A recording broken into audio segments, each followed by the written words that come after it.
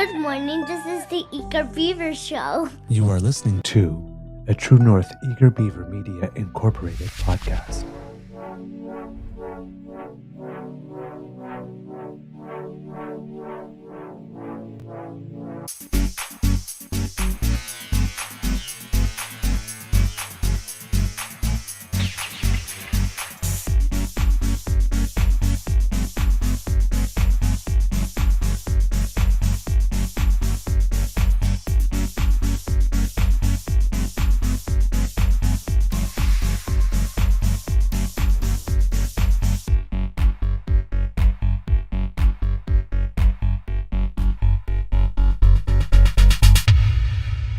True North Eager Beaver podcasts are proudly brought to you by our founding sponsors, the Miss V Mysteries from Corvid Moon Publishing, your source for science fiction, fantasy, and cozy mysteries featuring a broad diversity of characters.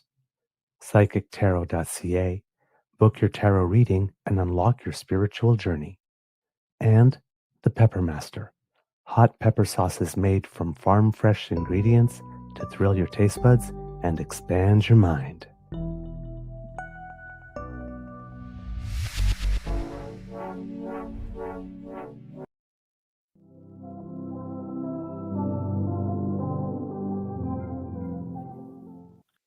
Well, I forgot to turn the camera good. Well, good morning and hello, kids and cubs, and welcome to season 5 and episode number 600 and I'm stalling for time 57 or 58. I think it might be 58 of the Daily Beaver Morning Show. Yes. 100% Canadian. Today, recording day is Wednesday, May 28th, 2025, and it is a gray day here at the Beaver Lodge, as you can tell by the fact that my camera image is actually normal and I'm not being washed out by the light. I am your host, the Eager Beaver, pronouns he, him, hey, Mr. Beaver, hey, and fortunate to say, no wardrobe malfunction today. This is what I had intended to wear yesterday, but given that there isn't any bright sunlight reflecting, I don't look like I'm translucid today. So, yay. Of course, with me, as always, is my good friend, Mr. Grizzly. And once again, the twins, frickin' frack. So, eventually I'm going to run out of duos. Tom and Jerry. Tom and Jerry. I don't know if I've got 8 weeks of duos in me. But I'll Tom and Jerry, then Dino and Jerry. You're out of focus. I don't know what happened there. Oh, it happens every now and then when I lift something up and then the screen goes weird. Just go to put your hand over the camera there. Maybe that'll. Yeah, I just have to click with change the definition for a little bit and then come back to auto, and usually that does the trick. Oh, okay. There we go. Yeah. All right. Listen, big thank you goes to our podcast funding sponsors, the Pepper Master, the Miss V Mysteries from Corvid Moon Publishing, and PsychicTarot.ca. Got a bit of got a good show for you today, but as expected yesterday, it actually is a normal-ish news day. Big things going on, but a normalish news day. No king, no election, nobody stabbing anybody in the heart, nobody suddenly resigning their seat. It's a normal day. Hallelujah. So I've been waiting for one for a while. Mr. Grizzly, how's your mental health today, sir? Not too bad. I'm a little tired. Tossed and turned all night. So yeah, yours truly wasn't a great night's sleep. That's normal for me though. I might get 10 minutes of deep sleep a night, if that. Most of the time it's light and REM sleep. I fell asleep on the sofa last night, and my beaver sweetie was kind enough to just let me sleep. Woke up a couple of times because it didn't have like a sheet or anything. Was a little cool at some point, but instead of, again, the value proposition is different now, right? Because before I could just like get up And if I was still groggy, just sort of like reach with my eyes half closed for where the sheet is and grab it. But this involves getting up and then putting the boot on and then grabbing the crutches and then making sure I'm awake enough to not trip on something while I'm on the crutches. And so by the time I get back, I'm awake. So I just rolled over and tried to sleep again. Fortunately, it works. It's like you're sitting there like this and you go, I should get the sheet. I'm a little cool. Yeah, not worth it. Too much work. Yeah, I know what that's like. Yeah, really. But yeah. If I got up right now and went to the toilet, I'd fall asleep right away. But I have to get up, and I don't want to get up. Yes. And then after about 20 minutes of talking to yourself and turning, like, fine, I'll get up. You go to the toilet, you come back, and you fall asleep immediately. Oh, you're so lucky. And that's a small example of anxiety. Yes, exactly. Right? Yep. That's your anxiety talking, saying, no, you're comfortable. I'm not comfortable. I feel an urgent pressure on my bladder. Yes. I should get up and use the toilet. Yes. No. You don't want to do that because you're comfortable where you are. Now, on a cold winter's night, if it's not really warm in the room you're in, sure. That's, a logical argument, but it was 28 degrees out yesterday. Yep. If something's pressing on your bladder, you're not getting back to sleep anyway. So you might as well just get up. Learn that one the hard way too. Just try to sleep through it. It's like, no. It's like, when you gotta go, you gotta go. That's it. Right? So wow. Okay, so yesterday, first of all, we'll do our little tidbits and stuff, but no NHL hockey to talk about of yesterday, but today, Stars and Oilers. What are you talking about? Well, I mean, yes, but not of interest to us. Florida won. Not of interest to us. I knew Florida was going to win, and they did. I predicted it. I said, no, they're going to win. And they did. And it was a good game. I watched the whole thing.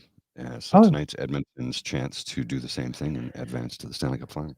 Yes, at 8 p.m. For the second time in as many years. Now, the Florida Panthers are only the 9th team in history to do a three-peat to the Stanley Cup final.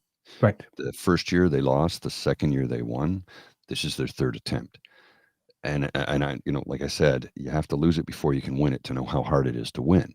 Yes. Which is why I think Edmonton is going to win this year. Okay. That, and they just seem to be playing with another level of confidence that I've not seen them play with before. So we'll see. So yes, it was a 5-3 win for the other match going on in playoffs, whatever. But the one of interest to us is taking place tonight, 8 p.m. Eastern time. I'm guessing that's 6 p.m. local time. So get out there and cheer. All right.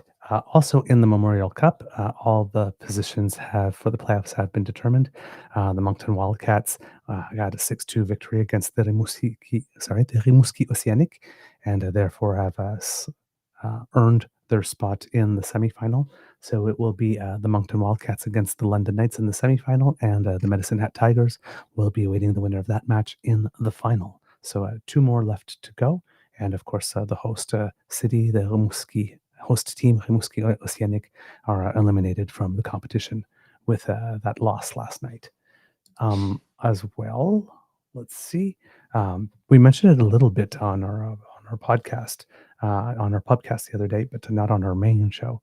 But for those of you who follow the Northern Super League, that is definitely underway for the new women's soccer league, and 7 matches played at the most from some of the teams. Nobody really running away with it yet. The team from Montreal and I believe the team from Toronto, if I'm not mistaken, are atop of the standings with 3 wins and 2 losses.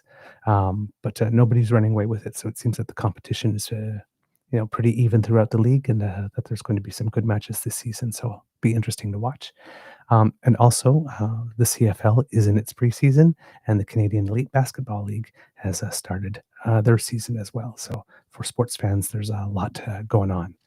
Also, if you happen to be a soccer fan, the Canadian women's 20 team, 20 and under team, is playing for the CONCACAF Championship. There are 8 nations involved there, and first matches will start today in that tournament. So we wish our Canadian team good luck there, and hope they get a very good result to see what the next gen of Canadian women's soccer is going to be like. It looks very promising, though. So fingers crossed, and we send all our good cheer. Indeed. Yes. Okay, a couple of little tidbits before we get into it. Today is a big day. It's in business news and in Canadian business because it is officially now, the end of an era in Canada. Even though the company hasn't been owned by a Canadian for some time now, the Hudson's Bay Company, the last day is coming. Mr. Grizzly, we have a little bit of video on that from CBC. Yeah, I'm just queuing it up here and ready to go. So, big, Hudson Bay, synonymous with, there have been some developments. Canadian Tire bought the intellectual property of the Hudson's Bay Company for about, I think, $30 million. So the things like, for example, the blankets with the 4 color stripes that everybody was buying when the Hudson Bay Company was closing in order to have something of that era. It seems that type of stuff will be recreated and brought into the Canadian Tire brand. So it will survive on a little bit in that sense. The point blanket is very expensive, very well made, globally legendary, and there's a book about it. I read a few years back. Yes. It's quite fascinating. We'll get to this video clip here. Hudson Bay stores across the country are closing their doors. As of June 1st, 8,300 employees will be laid off. That's about 89% of the workforce, some with 20 or 30 years of service. The highlight, our customers, the staff, we'll miss each other. It's a big family. Some of the girls from the Bay downtown here were bridesmaids at my wedding. Now that the liquidation has run its course, stores will be shutting down. Some employees will be kept on to help sell any in-store items and to shut down the remaining locations. Once the company's distribution centers close on June 15th, an additional 899 employees will be let go. Some days I think that this is it's ruined it for me, but I love it so much and I love the clients so much. So a lot of the clients do follow us or have said that they will follow us wherever we go. There's that to look forward to. The employees really made this store for me. They were so attentive. We knew when sales were happening. I've always been well treated and went out of their way to help when I was looking for something. In Quebec, Hudson's Bay staff are non-unionized, but Unifor, which represents the workers at stores in Ontario, is calling for urgent reforms to rules regarding insolvency reform and accountability from HBC executives. It says its members are owed tens of thousands of dollars in severance, benefits, and unpaid wages. Some employees are eligible for compensation under the Wage Earner Protection Program, but this year, the maximum amount they can receive is just under $9,000. It's just atrocious that these companies are taking these workers, some of whom have dedicated decades of their lives to these companies, to basically just kick them to the curb with no severance and virtually no recourse. The law firm representing workers says compensations will vary between employees and is not guaranteed, leaving many employees wondering what comes next when Canada's oldest company closes. Well, yeah, indeed. Sad, I watched a documentary about the fall of Hudson's Bay Company just a couple of days ago, and the writing was on the wall the minute it was taken over by the current organization. Yes. This is not the first time they've done this. No. It's what they do. Yeah, it was sold to I was going to say they bought this company and they weren't retailers. No, exactly. A retailer had bought it originally, I think it was like Saks Fifth Avenue and whatnot, and then they got rid of it, and I guess it was sort of like this, again, vulture sort of company, hedge fund or corporate, whatever, that takes stuff, and once it goes there, it's just being hollowed out for parts then. Basically. So, some of the floor space of the bay was actually being used near the end to sell inventory that whatever company that was doing the wind down had in store somewhere else that weren't even bay products. So you're walking, just like, what the hell? What's this doing here? I honestly haven't ventured into the bay in I can't remember how long. I used to do the walkthrough to get to the market. Mm-hmm. And every now and then, let's go upstairs and take a look in the men's department, because they'd have some good sales and they had some good quality products. But I'd walk up there and I'm like, is there anybody working here? Right. And I understand, it's very expensive real estate. It's very expensive to staff a store of that size. I get all of that. But the new owners had bought it with the intent of doing basically what they're doing. And if they tell you otherwise, they're lying. Yep. They have a history of this. Yes. There was no real intent to make a go of it. No. So it's, again, very sad that the employees are getting the shaft, but isn't that always the case? Yeah, of course it is. Everybody has other interests and people that they have to pay first for some reason rather than the people. And they're still showing up to work every day, making sure that they can sell every last thing. Mm-hmm. Right? So the company can have the best balance sheet possible before it actually does go under for paying creditors and all that kind of stuff. And it's like, yeah, but you guys get screwed. Thanks for helping us with that. We got nothing for you. I went through, back when I worked in retail, I went through a bankruptcy back in 1990. And, I had started on the floor, and then I worked my way up to management, and then the company declared bankruptcy, and I was like, shit. Yeah. Because I had really, I'd gotten to be pretty good at what I was doing, and I really liked it, and I liked the customers, and I was trying to move up in the company, right? And then that was it. So I know what it's like to go through this. I know what these people are feeling. I've been there. And you put your heart and soul into something, and they snatch the rug out from underneath your feet. But it's not all doom and gloom. It's not all doom and gloom. Because now, hopefully, I can say her name correctly. Weihong Yu? I think so. Yeah, Weihong or Weihong. Yeah. Signs deal to buy 28 HBC leases. The chairwoman of shopping mall owner and operator Central Walk signed a deal Friday to take over leases in BC, Alberta, and Ontario. So she's going to call it Liu New Bay, or the New Bay, I guess, with the diamond. You can see that in her logo there. Yeah. So taking over 28 stores, 28 leases in 3 provinces, plans to transform them into modern department stores. I don't know exactly how she's going to go about doing this, but hey. Apparently, she's a BC-based billionaire who owns 3 shopping malls already in BC, and she's turned them into like full experiences, like with zones for kids to do stuff and food and whatnot. So it's like, remember back in the day where the teens used to just go hang out at the mall? It's like, but now the mall actually has stuff to do other than just sit there and hang out. Yeah. She makes it like a full experience in that sense. So apparently, she says that's the new way of doing retailing. And that's what you have to. You have to, because just hanging out at the mall, which is what we did when we were kids, because we didn't have the internet, smartphones, tablets, none of those things existed. Right. So in order for you to grab the attention of a younger person, you need to give them the reason to get out of the house. So, create an experience for them, and I think you'll get the customers. Exactly. Now, it's unclear whether or not she'll be able to get to use the term New Bay. I think that the diamond also, I think she goes by Diamond Liu. Ruby Liu. Ruby Liu. Yeah, sorry, not Diamond, Ruby Liu, of course. No, it's red. So whether or not New Bay, whether there's some copyright or something like that, she'll be able to use that. I don't know. But so far, that does seem to be the plan for her. With regard to the Hudson Bay trademarks that the Canadian Tire hopes to acquire, it goes beyond the name, the coat of arms, and the iconic stripes, according to court documents. This is according to reporting by Tara Deschamps from Global. If the companies get a court approval for the $30 million deal they recently brokered, filings made late Monday show Canadian Tire would own some of the country's oldest logos, its most memorable catchphrases, and nods to parts of the Bay business that are now long gone.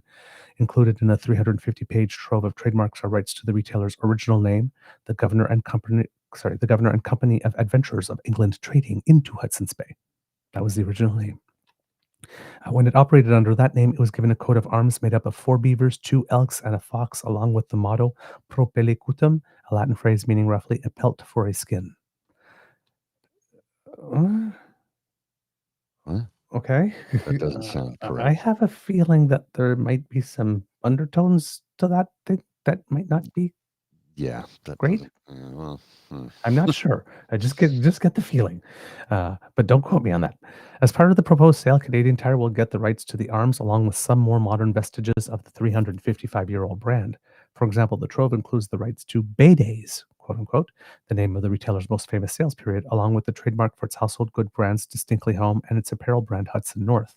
Also in the mix are trademarks for now defunct household goods retailer Home Outfitters, the Bay's famed luxury business The Room, its Toronto event facility Arcadian Court, and private labels Nordic Fleece, Bullmark Appliances, and Black Brown 1826. I remember the ads for Bullmark Appliances when I was a kid. Yeah.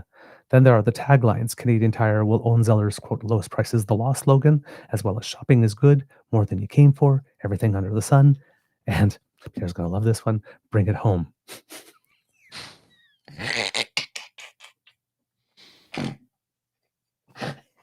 I love it. There are so many trademarks like Official Store of Christmas, Christmas Street, and the Official Christmas Book of Gift Ideas, which were likely used to market its holiday window displays and catalogs. Harkening back to its days running department store photo studios are rights to phrases like Canada's cutest baby, the official photographer of growing up, and the official photographer of winning smiles. And rounding out the group are trademarks like First Auto, Bay Optical, Bay Flowers, and Farmer Mart, which alludes to other lines of businesses that the Bay has largely decamped. In addition to trademarks, the assets include web domains and social media user accounts.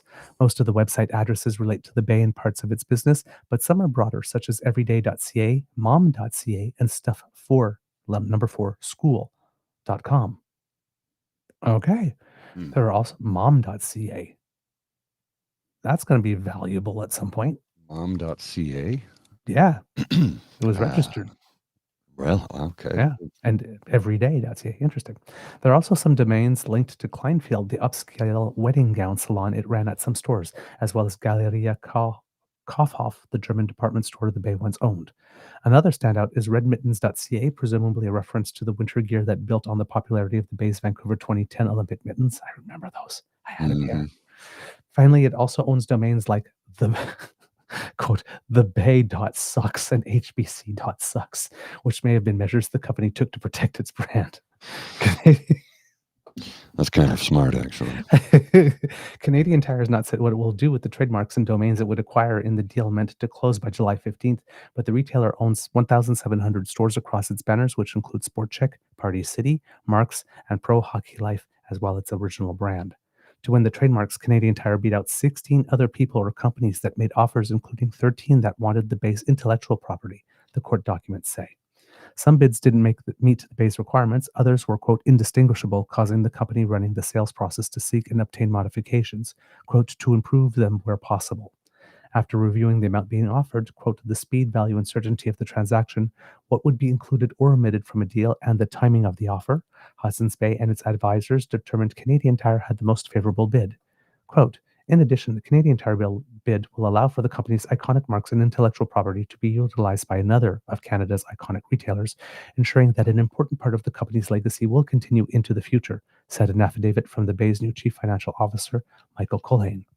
As part of the sale, court documents say Canadian Tire will assume 3 contracts the Bay had.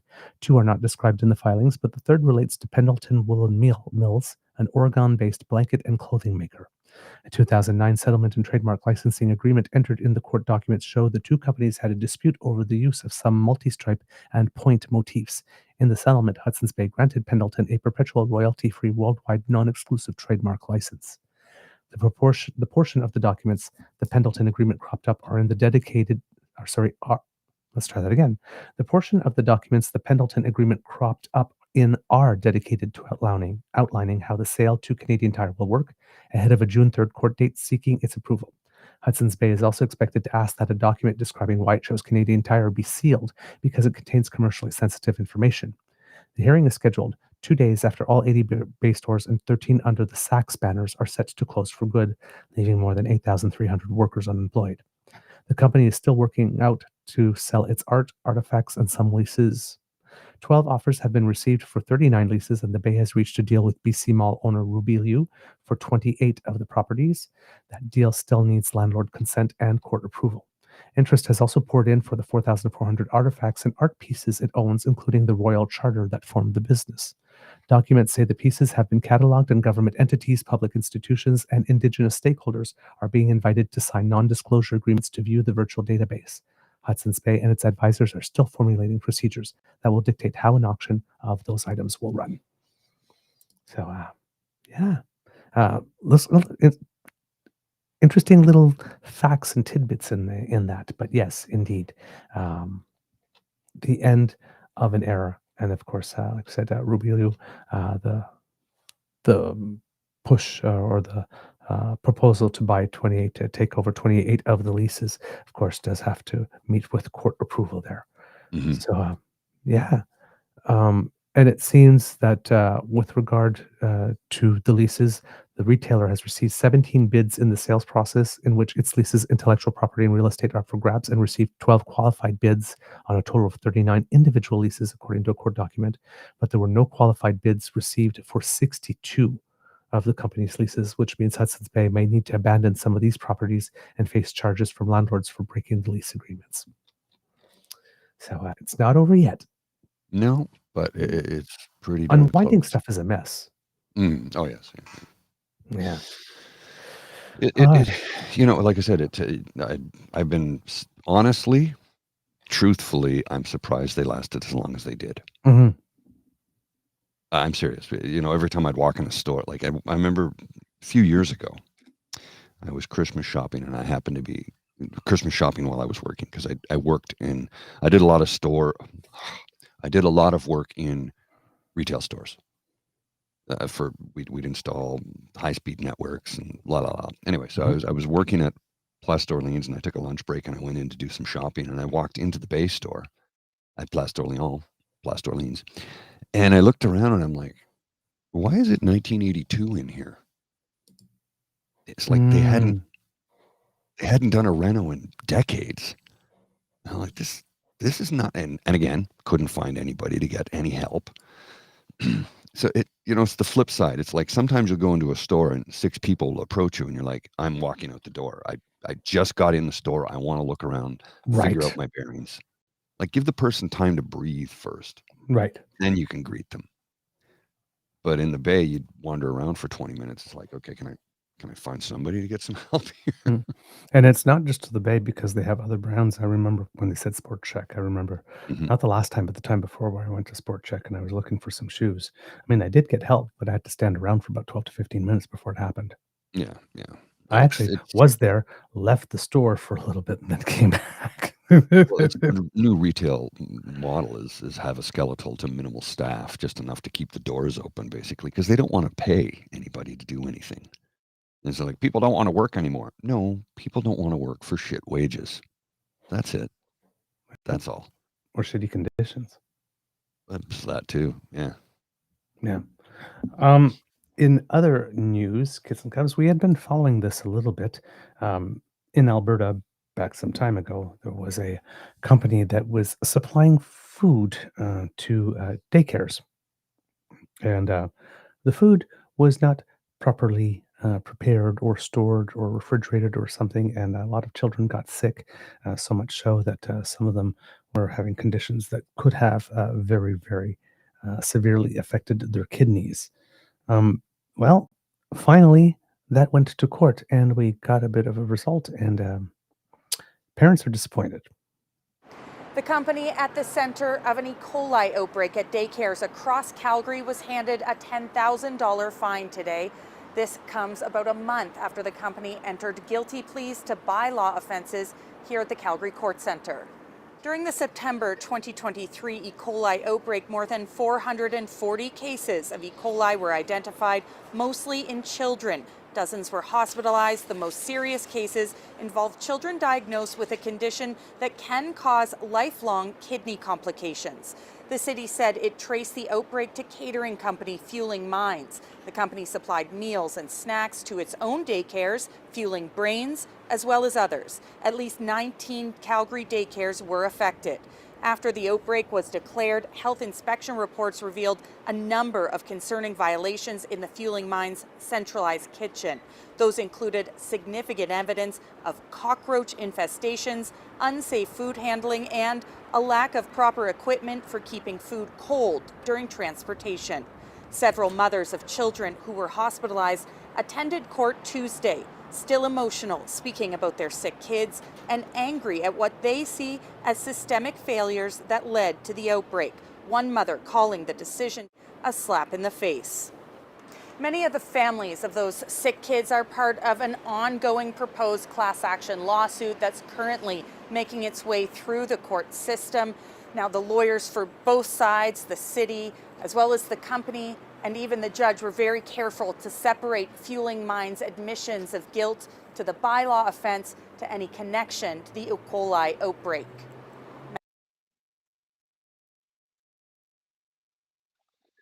A $10,000 fine. That's pathetic. We need to start doing what they do in Scandinavia and fine according to revenue streams. Like if you get a speeding ticket in is it Finland? I think Finland. And Norway. It's Finland. You get a speeding ticket in Finland. It's the ticket amount is not just a set $200 or $300 and 5 points or 2 points or whatever. It is how much money does this a person earn? Okay, so that's a $400,000 speeding ticket. They do that in Finland. That is how you dissuade people from doing illegal things. Like I said, I used to know a fella years ago who would run up $20,000 in parking tickets a year. Yep. And he didn't care. For him, that was what it cost him to park where he wanted to park. Yeah. It was not a deterrent to him. Yep. We have to have two problems. The fines are not geared to income. Number one, our ability to pay. But number two, often when fines are set, they're set, well, when they're set extremely too low, but they're set in the air and they're set, and the fines are not indexed. No. So yeah, when they passed a law back in like 1970 something that if you did something terrible to the environment, you'd be fined like $5,000. Well, if that was not indexed to inflation, if you're still getting fined $5,000 in 2025, there's no incentive to do the right thing. They'll just continue to do the wrong thing because they know they can get higher profits and a larger return on their illegal investment or whatever the case may be, because they don't care. It's the cost of doing business today. Exactly. It gets factored in. How much will it cost me to do this or not to do this? And here's the realistic statement about that, sir. They work that into a balance sheet. There are people in the back room like this with the visors and the calculators who calculate how much does it cost to do this, not do this, versus how much will it cost if we get sued? What is the likelihood? How much can we fight it? Whatnot? And they say, you know what? It's worth it. Same thing with recalls on vehicles. You know, it's like how many, if there's X number of fatalities for the same problem on a specific make and model of vehicle, they will look at how much does it cost us to recall versus just let it go and see what happens. Yeah. And if they let it go and see what happens, this could result in more deaths and cost us more money in the long term, they'll do the recall. But if it's only going to cost them a few bucks here and there, just let it go. Yeah. This is legitimately how these corporations work. I know. One of my favorite movies as a teenager was a movie called Class Action that had Gene Hackman and Mary Elizabeth Mastrantonio. This was a courtroom drama. And so, one of these whistleblower David and Goliath type cases. Mm-hmm. This, but again, like you made, was suing an auto company specifically in there in this one. And I just, if you haven't seen that movie yet, or if you're like this a good movie that from back when, that's one that's well written, well acted, and you can see. At the time, it came out in 1991, so I was 18. So of course, it's like I'm watching this, and my internal sense of justice is like, oh my god, yeah! When I'm watching that movie, I'm like cheering from the benches, like, go! and not even understand. We think, oh, this movie is really profound. And it's like, no, it's a Hollywood film. Right. It's going to get your senses riled up and your emotions stirred. But they were doing direct business with one of the companies who probably, they're making this film about, or one of their competitors is helping to finance the film. And it's like, maybe. But the whole concept of the bean counter, like this, is central to this one. And it's like, and that's, again, 18, still young Dai, is like, wait a minute. They actually hire people to figure out whether or not it's okay to hurt people. Like if it's cost effective to hurt people. It's not just based on right or wrong. Oh my God, people will be hurt. And it's like people are okay with people being hurt. If it turns out, my mind was blown. Capitalism. It's capitalism. How do I turn a profit? And this comment from Linda. My sister worked for a lawyer for the big three automakers. Her job was to determine the value of human life at different ages and incomes to factor it into the cost of responding to lawsuits for defects. That's actually a central element of that movie. That's what at 18, it blew my mind. At 52, I would not be surprised anymore, but at 18, it blew my mind, especially 1991. Yeah, I can understand that. Yeah. I mean, I was, how old was I in 91? 23, 20. Yeah. But I was like, literally, people 23. Do that? Yeah. 23. So I couldn't seen this up to that point, right? So it didn't. Yeah.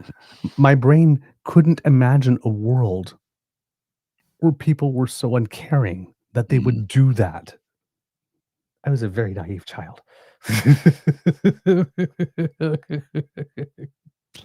This one here from PNC Bio. Consider how many retail stores open on statutory holidays and just eat the extra cost. And I had a conversation with a friend of mine about that. She goes, but I really wanted to go shopping then. It's my day off. I go, shouldn't the employees have the right to a statutory holiday to get their day off too? It was because a certain grocer in the central part of Ottawa in Centretown opened on, was it Good Friday? I think it was Good Friday a few years ago. Yeah.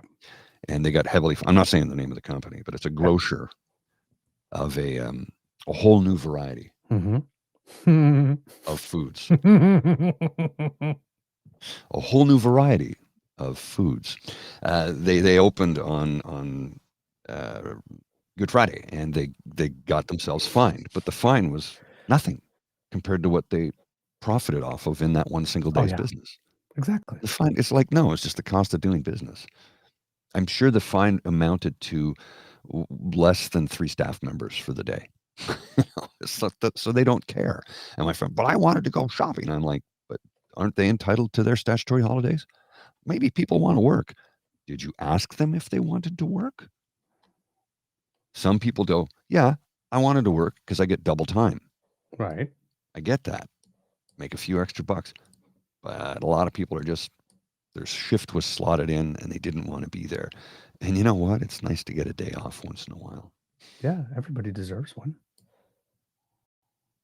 Right? I mean, come on. People work hard. All right. The last little tidbit we have, our good friend, Theo Mudakis. Hitting it out of the park again.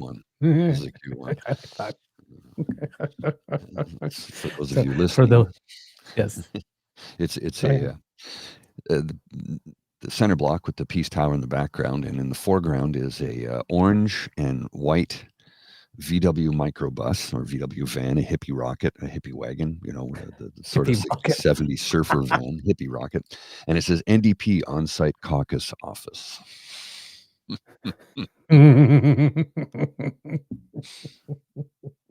Yeah, I thought that was kind of a home run, that one. Yeah. We shouldn't laugh. It's funny. So hard. I'm so sorry. It's funny though. I mean, yeah, it's funny. It's funny as funny does. I know. It's funny. It provoked a chuckle. I'm gonna grab another coffee. I'll be right back. All right. So kids and cubs into some of the more unpleasant things, as we had mentioned. It's back, talking about QP. That's not so much the unpleasant thing. Of course, with QP being back, Pierre Poilièvre is also back. Of course, he's on the outside looking in.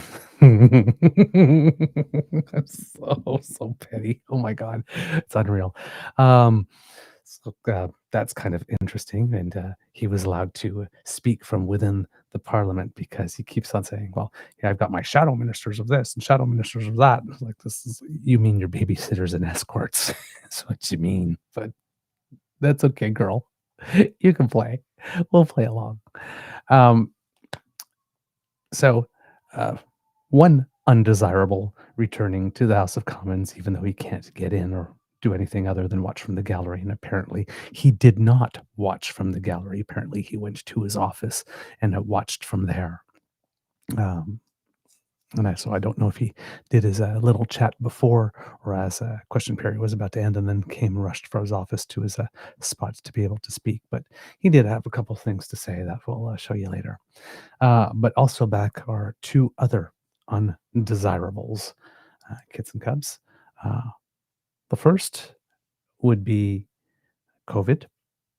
So we'll get back to deal with that later on in the show. But the first are wildfires. Sadly, again, out in the prairies, in Manitoba and Saskatchewan, northern Saskatchewan and northern Alberta, there are wildfires that are raging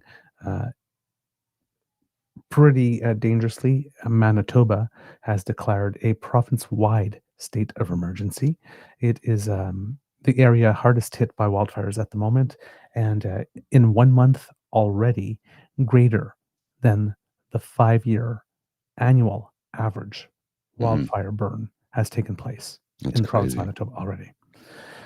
Premier Wab Kinew said this in the state of emergency, did order some evacuations, and that a significant step, as he calls it, will involve the relocation of about 17,000 people. In northern Saskatchewan, at last count, that was last night when I was watching the news, there were 17 fires burning, 10 of them deemed out of control, and a pretty big one somewhere up in the north of the province. And then in Alberta, most of the province is under a heat warning. Or much of the province, I should say, rather than most, is under a heat warning, and there are things going on there. So we have a little bit of it was recap. 26. It was 26 in Yellowknife yesterday. Yeah, 26 in Yellowknife. In May. In Yellowknife. Yeah, that's not normal. It is not normal. It's not. It really isn't. No, not at all. So. Mr. Guzzo, we have a little thing from CBC here that will just give you a good overview of what's going on in the region. And for those who are out there, please stay safe and listen to all orders. In with Cameron McIntosh in Winnipeg. And Cam, tell us more about what's happening in your province. Well, Ian, this has really changed very dramatically in the last 90 minutes or so. Earlier today, the Premier came out and basically talked about the need for a state of preparedness in the community of the northern city of Flin Flon and some other neighboring communities, telling people to be ready to go on a day or two's notice. Now that is a full-on evacuation order for Flin Flon, so that's about 5,000 people. That video you showed at the top of the show, of those firefighters running away from that fire in northern Saskatchewan, well, that's right on the border. That's Crichton, Saskatchewan, which borders Flin Flon. So that's basically the same fire that we're talking about here. A fire that started off basically in the landfill on the Saskatchewan side that has moved over now, threatening the Manitoba side. The Premier saying earlier today that water bombers tried to knock it out yesterday, but couldn't because there was a civilian drone flying in the area. Very upset about that. Basically says that has exasperated this entire situation. So that's one front of it. All those people in the Flin Flon area now being told to make their way to Winnipeg. Then a little further into Manitoba, more central northern Manitoba, there's Cross Lake and Pimicikamak, one of the largest First Nations communities here in Manitoba. Basically, they've told everyone to get out as well. So in total, it's about 17,000 people. The Premier saying that this is going to be one of the largest evacuations in modern Manitoba history. He's contacted the Prime Minister, who has pledged federal resources, including the Royal Canadian Air Force. Now, the 435 Transport and Rescue Wing is based here in Winnipeg. It has a fleet of Hercules aircrafts. We're expecting to see those planes, if they don't start flying tonight, they'll definitely be flying in the morning to do these airlifts. Here now is more from the Premier of Manitoba, Wab Kinew. Local leaders in several northern communities, both in cities like Flin Flon, but also in First Nations, have made the call that their folks need to leave their homes so that we can keep you safe. And as a result, in order to step up and to be that coordinating force so that people can get out safely, We've called on the federal government to send the Canadian Armed Forces. They are doing so. And we as the province are going to set up places for everyone to stay.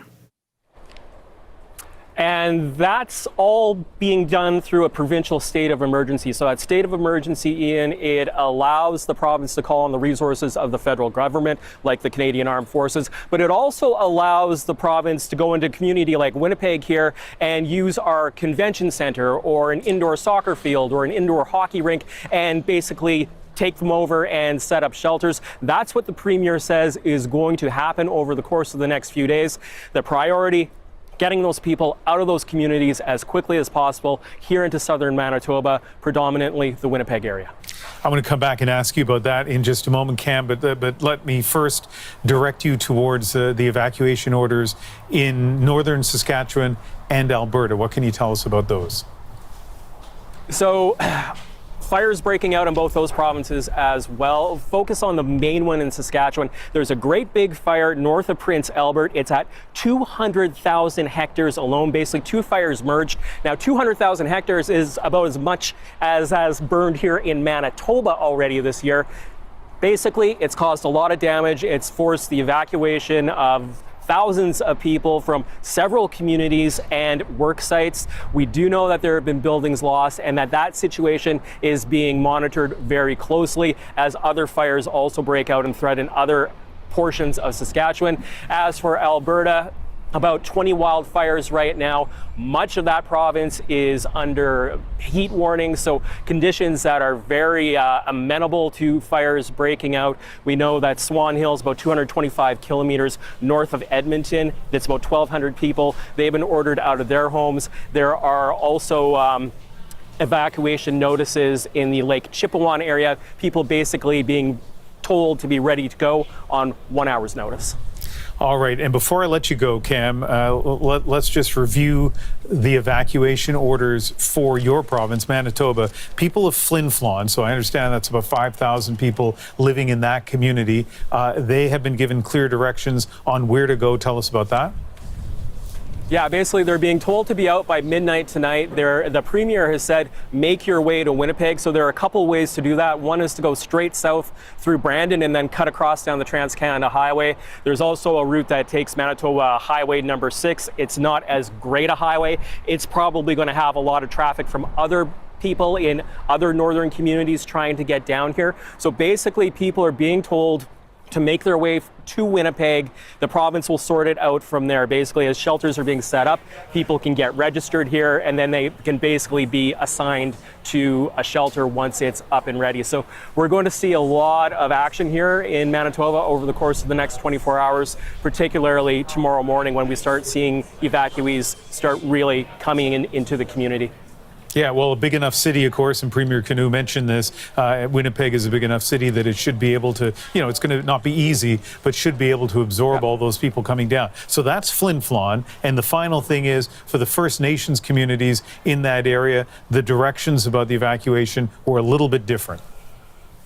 Yeah, the First Nations can be a little bit trickier because, basically the air infrastructure and the road infrastructure is different. So Pukwitawagami's Cologne First Nation, it's fly-in this time of year. So the armed forces is going to have to go in there and get people. So that's one of the places you'll probably see the Hercules aircraft operating. Also into Pimichikamak and Cross Lake. They're basically two communities side by side to each other. There is infrastructure there to land large airplanes. It may be easier for most people, though, to drive out. Either way, they're being told out if they can get themselves out to get out by midnight tonight. So again, you're going to be seeing a lot of people making their way towards Winnipeg here over the course of the next 24 hours, Ian. Yeah, an urgent situation, as you pointed out right at the beginning, a situation that changed really quickly. But I think it's telling that the evacuation order is, be gone by midnight, so just under 6 hours away. So it gives you a sense that they're hoping for an orderly and certainly not panicked departure from places like Flin Flon. Cam, fantastic job. We're going to stay on the story over the next couple hours while we're live here. Thank you very much for. So yeah, there you go. very, very important, kits and cubs, that you do pay attention to evacuation orders if you're in the area or if you know people in the area. So please make sure they get this information. Please don't force our emergency response teams to have to double back to go back and look for you. Please be prepared. If they say be prepared to leave within an hour, have your stuff ready. Yes. Don't wait for the order and then start looking for your stuff, because you will forget something. You will be in a panic and all that kind of stuff. Have your go bag ready to go. Exactly. Have your go bag ready to go. Have it packed. Have it by the door. You may out, not need bug it, out but if bag. you do, pardon? Your bug out bag. Your bug out bag. Exactly. So if you are in the area but not under evacuation, but you're close to the area, you can do certain things. You can create a fire resistance zone by clearing vegetation and debris for at least 30 feet around your home. If you're there, please do, as we mentioned, pack an emergency kit, include a 3-day supply of food and water, your medications, your important documents, and extra supplies. Having your documents makes things a whole lot easier should the worst happen and you need to claim things. But so do have them. If you have more than one possible evacuation route, know at least 2 routes and where you will go if you are evacuated. In some communities, that's not possible. Do communicate with authorities, sign up for emergency alerts, and listen to local media. Protect your home, close your doors and windows, cover your vents, and turn on lights for visibility. Learn about evacuation procedures, know your community's emergency plan and evacuation zones. If you're caught in a wildfire on foot, stay calm, seek out clear areas, and call for help. And after the fire, check for hotspots, monitor for embers, and be cautious when re-entering your home. And do not listen to conspiracy theorists. No. Because they don't care about you. They just want to get a rise. They're what's the saying from Batman, The Dark Knight? Some men just want to watch the world burn. Well, in this case, that's a literal thing. Yep. Listen to your city councilors, your mayor, your premier. Listen to the people who actually, it is their job to protect you. When a firefighter says run, do it. Indeed. And again, for those who are listening or those who have loved ones in the area, remember that there is something called CBC Light, which is a low bandwidth option, cbc.ca /light, LITE. And if you go there, I'll give you an idea here of what it looks like, kits and cubs, just so you can see. It's this type of interface, right? Yeah, very no basic. edges, just very, very Just got- basic. So if you happen to be away, low bandwidth, not a lot of battery, but you still need to, before you can charge, but you still need to keep up to date and get your alerts and whatnot. CBC Light, very, very important service. So do make sure that you have that kits and cubs. And I will try to include a link here in the chat for you. Mr. Grizzly, do you have anything else on this? Not really pressing, other than be prepared and listen to the people whose job it is to keep you safe. Because if you go on face page, or I'm not going to specifically say, but if you go on a social media page and you're hearing somebody, no, don't listen to these people, they're lying to you. It's the WEF and no, just no. It's their job to keep you safe. Period. Listen to them. Oh, they're just going to come in and do... No. Their job is to keep you safe. That's it. Listen to these folks. They know what they're talking about. They know what they're doing. And especially in Manitoba, where Wabkanu actually does care about you. He's, I think, the only premier... Well, I shouldn't say he is the only premier, but I think he may be the only premier in the country who actually takes his job very seriously and is there to represent every Manitoban and there to protect them. He's the premier that everybody else should look to and say, well, that's how it's done. I'm not joking when I say that. That's who you look to and go, oh, that's how you do it. Okay. Okay. Yes. That's what we should be following. That is the example. This is leadership. Yep. That's the man you want to follow into battle. Indeed.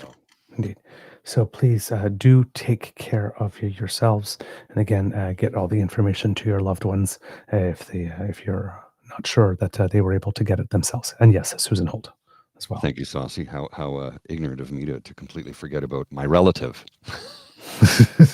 We're Really? related. We're distant. We're distant relatives. My I mother didn't was know telling me that. Yeah, we're distant relatives. I don't know, like third cousins or something like that. But yeah, we're actually related. So I'd love to be able to get her back on the show and let her know that. Yeah. But it'd be great to have her back on the show, because we were, really talking about how we really hope she gets elected prior to even the election being called. Yep. Because we recognized in her that she is somebody who really, again, and thank you, Saucy, for reminding me of that, really wants to put the citizens of the province of New Brunswick first.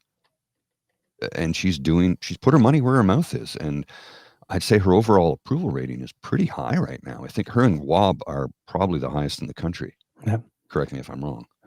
Yeah, I would say so. Probably. She's she's a caring premier. She's a caring human being. She's a compassionate, caring human being who wants to make life better for everybody. Period. Indeed. Period. And this is what we need to see more of in politics. Less of me and more of you. Right? Right. And to that, the folks like the former premier of New Brunswick had a budget surplus, which means you didn't do your job. You're supposed to break even. Best case scenario is you break even, you don't run a deficit. If you have a surplus, it means somebody somewhere, many people, are hurting because you're not spending that tax revenue on them. Remember that. It's supposed to break even, not turn a profit. Government cannot be run like a business because it is not a business. It's a democracy. You got it, my friend. And couldn't have said speaking it better. Democracy. Yes. Our friend. I've shared a beer with this gentleman, and I say our friend because we like what he did in Carleton. Oh, I don't know what happened. It just it shrunk on me there. Here we go.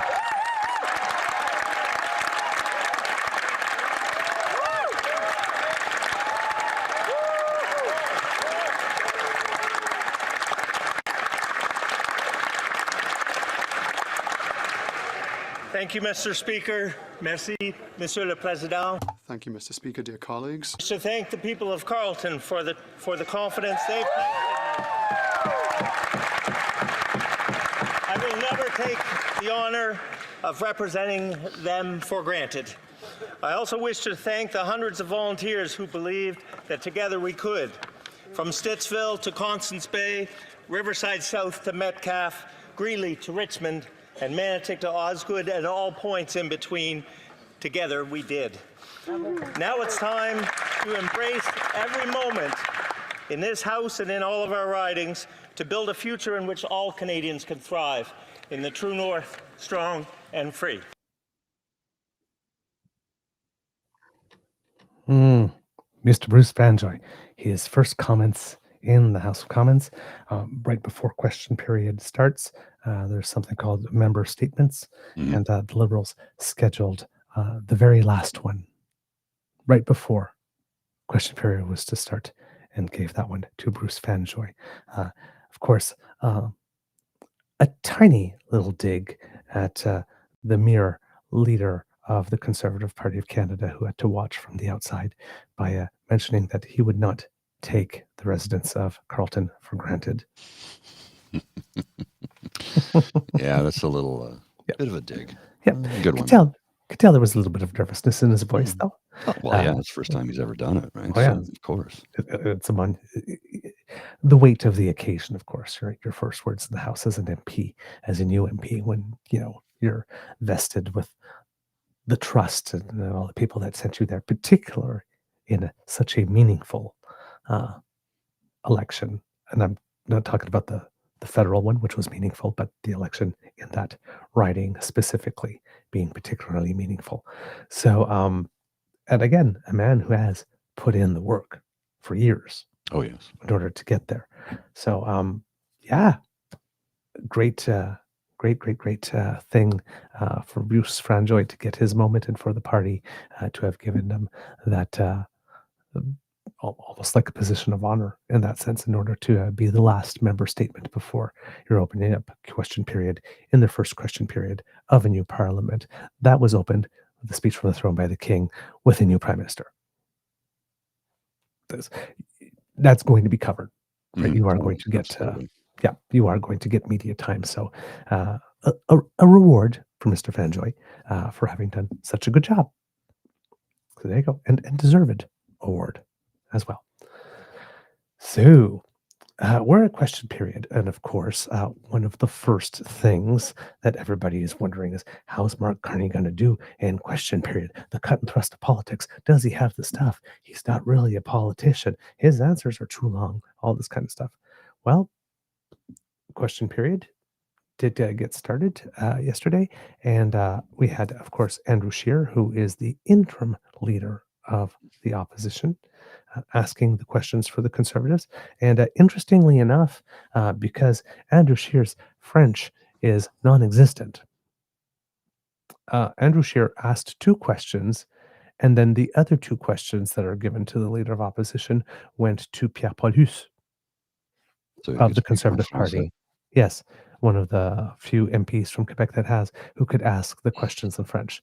And then, of course, then some questions went to the Bloc Québécois leader Yves-François Blanchet, and the Prime Minister stood to answer all of those. And then after that, as is usual procedure, questions not asked by the main opposition leaders then go to the relevant ministers and people who are responsible for the files. So Mr. Carney, I think, took and answered 6 questions, stayed for about 30 to 40 minutes question period, and then went off to do the rest of his day. A lot of people online are saying he stayed for just 2 questions and then he left. No, he actually stayed for 6 and then stayed for about another 20 minutes and whatnot, and then went, because there would be no more questions for him. And of course, yesterday was a Wednesday, and as we mentioned, he is everybody's on TV, as I keep on hearing the news, is breaking with the tradition of. It's not a tradition. Not in Canada. In the UK, it is. Here, it's not. It was a practice that Justin Trudeau, and only Justin Trudeau, ever tried, and we're not doing it anymore. So it's not a tradition. We're going back to the way we actually used to do things before Justin Trudeau started a new practice. And the practice didn't go as well as one would have thought. No, because as much as our question period is modeled on that in England, ours is a whole lot less disciplined. And the questions are a whole lot less serious, and often so are the answers. Evidenced by the fact that the heckling still continues. Can we have a speaker for a day? Yes. Let me be speaker for one day, just one day, one session. And I'm not sure that it's still that same guy in England, but that guy, order. No, he's order. It's not him. He's been replaced. I loved him. But that would be me. We will have order. I would be banging the gavel saying, silence, or I will eject everyone. We are adults here. Act like adults. You are not my colleagues. I'm here for one day and one day only. Act like adults. Show respect to one another or leave. This is not a nightclub. This is not a pub. You don't get to heckle each other. There's a little bit of heckling that was supposed to be there, like a little comment there when somebody's like this. The way they usually scream and yell and rant and rave and act like children in the playground, and children in the playground actually act better because they know how to respect one another. Let me be speaker for just one day. I'm the one that's being pedantic today, having been like a debater like this. There is a role for heckling.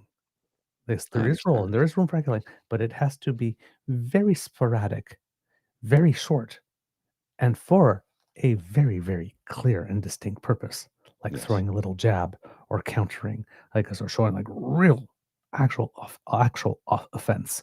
Not manufactured fake offense. Oh, boo, shame, or something like that. But like actually, when something's actually shameful, shame. But it's supposed to be limited. That's right. So it's not. It was never intended to be a heckle-free zone. No. But it wasn't supposed to be more heckling than speaking. Let's get to question period. Oral questions. The honourable leader of the opposition.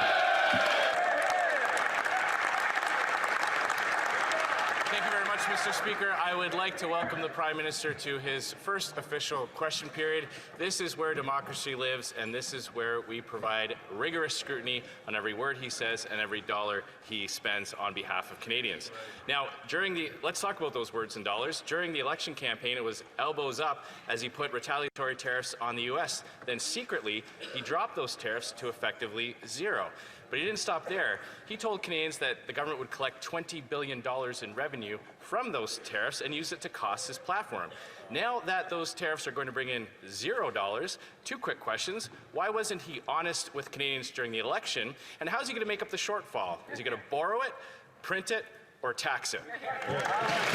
Before we go on, when I heard him say that, I'm like, what is he talking about? Well, apparently he's not lying. He's telling the truth. Nearly zero tariffs as Carney sidesteps trade fallout. This is from Wealth Professional. And it was Canada's rolled back nearly all its retaliatory tariffs on U.S. imports, reducing inflation pressure and lifting its economic forecast, according to Oxford Economics. So that's, Andrew Scheer's being picky and choosy there. It's like, yes. Why did you do that? Maybe it's because reducing inflation pressure and lifting its economic forecast. Oh, that's why. Oh. The Right Honourable Prime Minister. Mr. Speaker, may I first thank my constituents from Nepean for giving me the honour of being here. Dig. And could you also indulge me to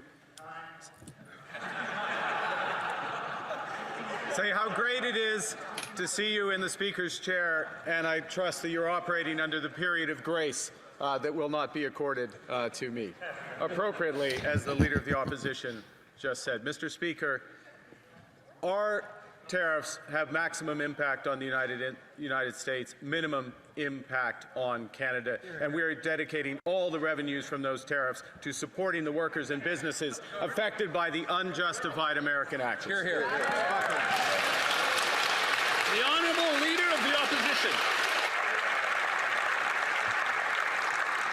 Well, he didn't take long to pick up old Liberal habits of not being able to answer questions. But since the election, Canadians have been inundated with grand rhetoric and pretty speeches from this Liberal Party, but they are still suffering under all those policies. Household debt up at record levels, number of people who can't pay their mortgages increasing, food bank use continuing to rise. Now TD Bank is forecasting a recession with hundreds of thousands of lost jobs. The PM said undoing the damage of the last 10 years would require great speed, but he's not going to table a budget for 6 months. If he's the man with the plan and the guy you hire in a crisis, why won't he table a budget before he goes on summer vacation? The Right Honourable Prime Minister. Mr. Speaker, I understand the member of the opposition is very busy. Didn't have a chance to study closely the 100-day plan of the former member from Ottawa, Carleton, which did not include a budget. Our plan includes legislating. Our plan includes legislating for one Canadian economy and nation-building projects immediately to grow this economy, and we expect the support from all in this House. The Honourable Leader of the Opposition. They must be really afraid to come clean with Canadians if they're going to punt it off into the fall. But, Mr. Speaker, with the throne speech yesterday, Liberals have effectively admitted that it was their policies that caused the suffering for Canadians. Their reckless borrowing and massive deficits caused the inflation. The carbon tax drove up prices and drove away investment. And their anti-development bills chased jobs out of Canada. Now, the Prime Minister's claim... I'm sorry, I got to stop this for a sec. I can't take this bullshit from him. They borrowed money for... Yeah, it was called a once-in-a-generation pandemic the entire planet experienced. That doesn't matter to them. Remember, history only starts when they start the needle and they get to omit or add things to history. I know, that's the way conservatives play the game. Well, and you have to remember events and realities. What Pierre said at the beginning. We don't believe in big government programs. We're going to cut taxes. Okay, if I don't have an income, how does the tax cut benefit me? Mm-hmm. It doesn't. It does not benefit me.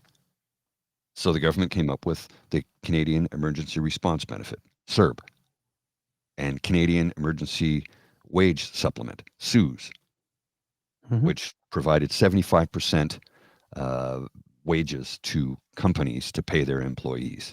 Yep. They were supposed to top it up by 25%. My company topped it up with 5%. So I was receiving 80% of my wage for almost a year.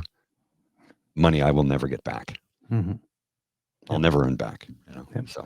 And Andrew Scheer's claimed that the speech from the throne was an admission that the Liberals' policies created all that.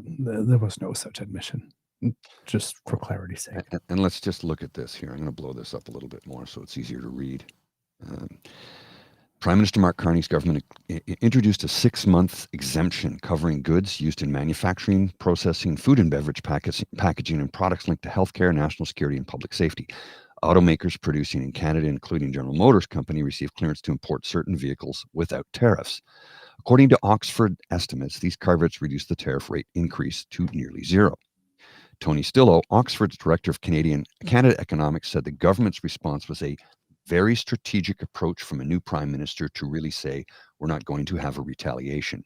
He added that it was a deliberate move to not damage the Canadian economy.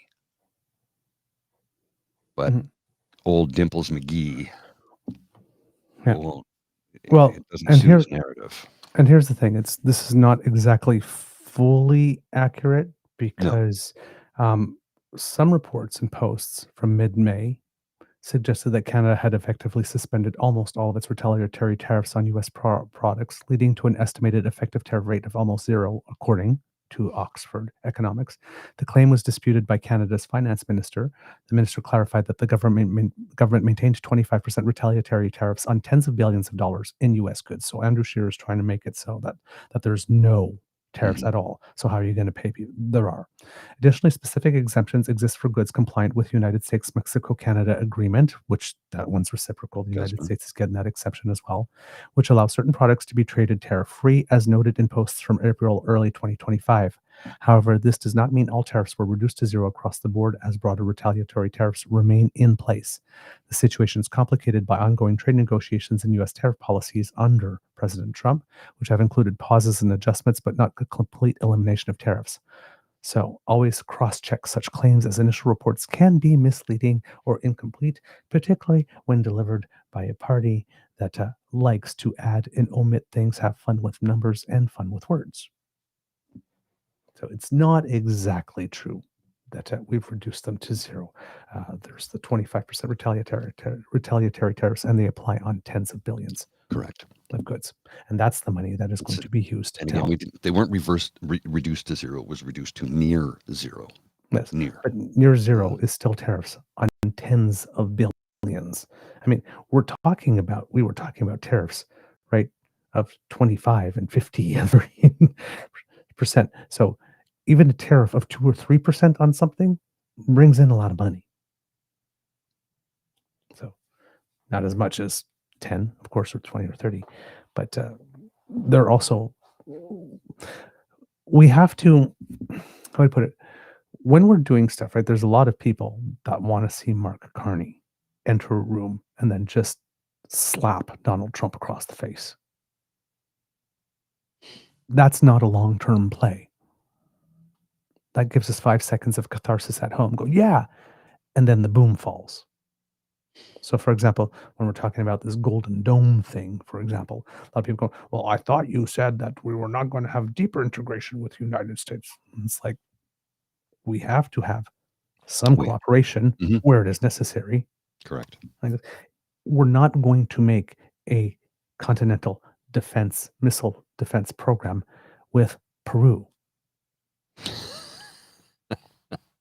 or Belgium. They're not on the continent. Yeah.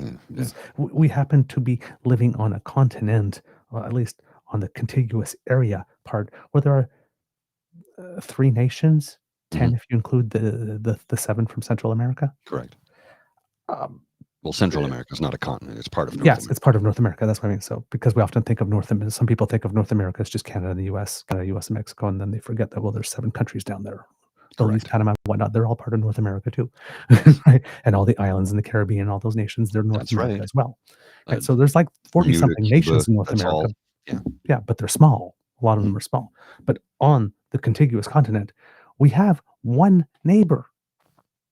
One. With whom we share a border. We don't have many options. So, there is a certain reality here. And then they're saying, well, oh yeah, like Donald Trump yesterday, Canada wants to be part of this Golden Dome. They're considering it $61 billion. We have to say we're considering it. Yes. Right? Because if we go, hell no, we're not going to do that. Well, that starts war. Again, war of words, retaliation. Yes, we'll consider that. Knowing full well that there's absolutely no way in hell that this thing is costing $125 billion alone. Golden Dome is the Mexican wall. Yeah. I got, like this, there's something on that that we might have later for that. It could come up to $1 trillion.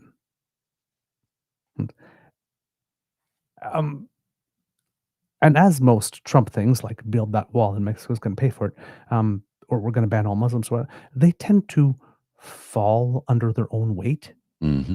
So why would we stand up and be the mole that gets whacked by saying, no, we're not going to do this, rather than saying, oh, yes, we'll consider it at a very, very, very high level for now and just wait for it to crumble under its own weight. On that note, sir, I do have to depart, but just before I go, I wanted to share Michael D'Adder's cartoon and his response, because this is a thing of beauty.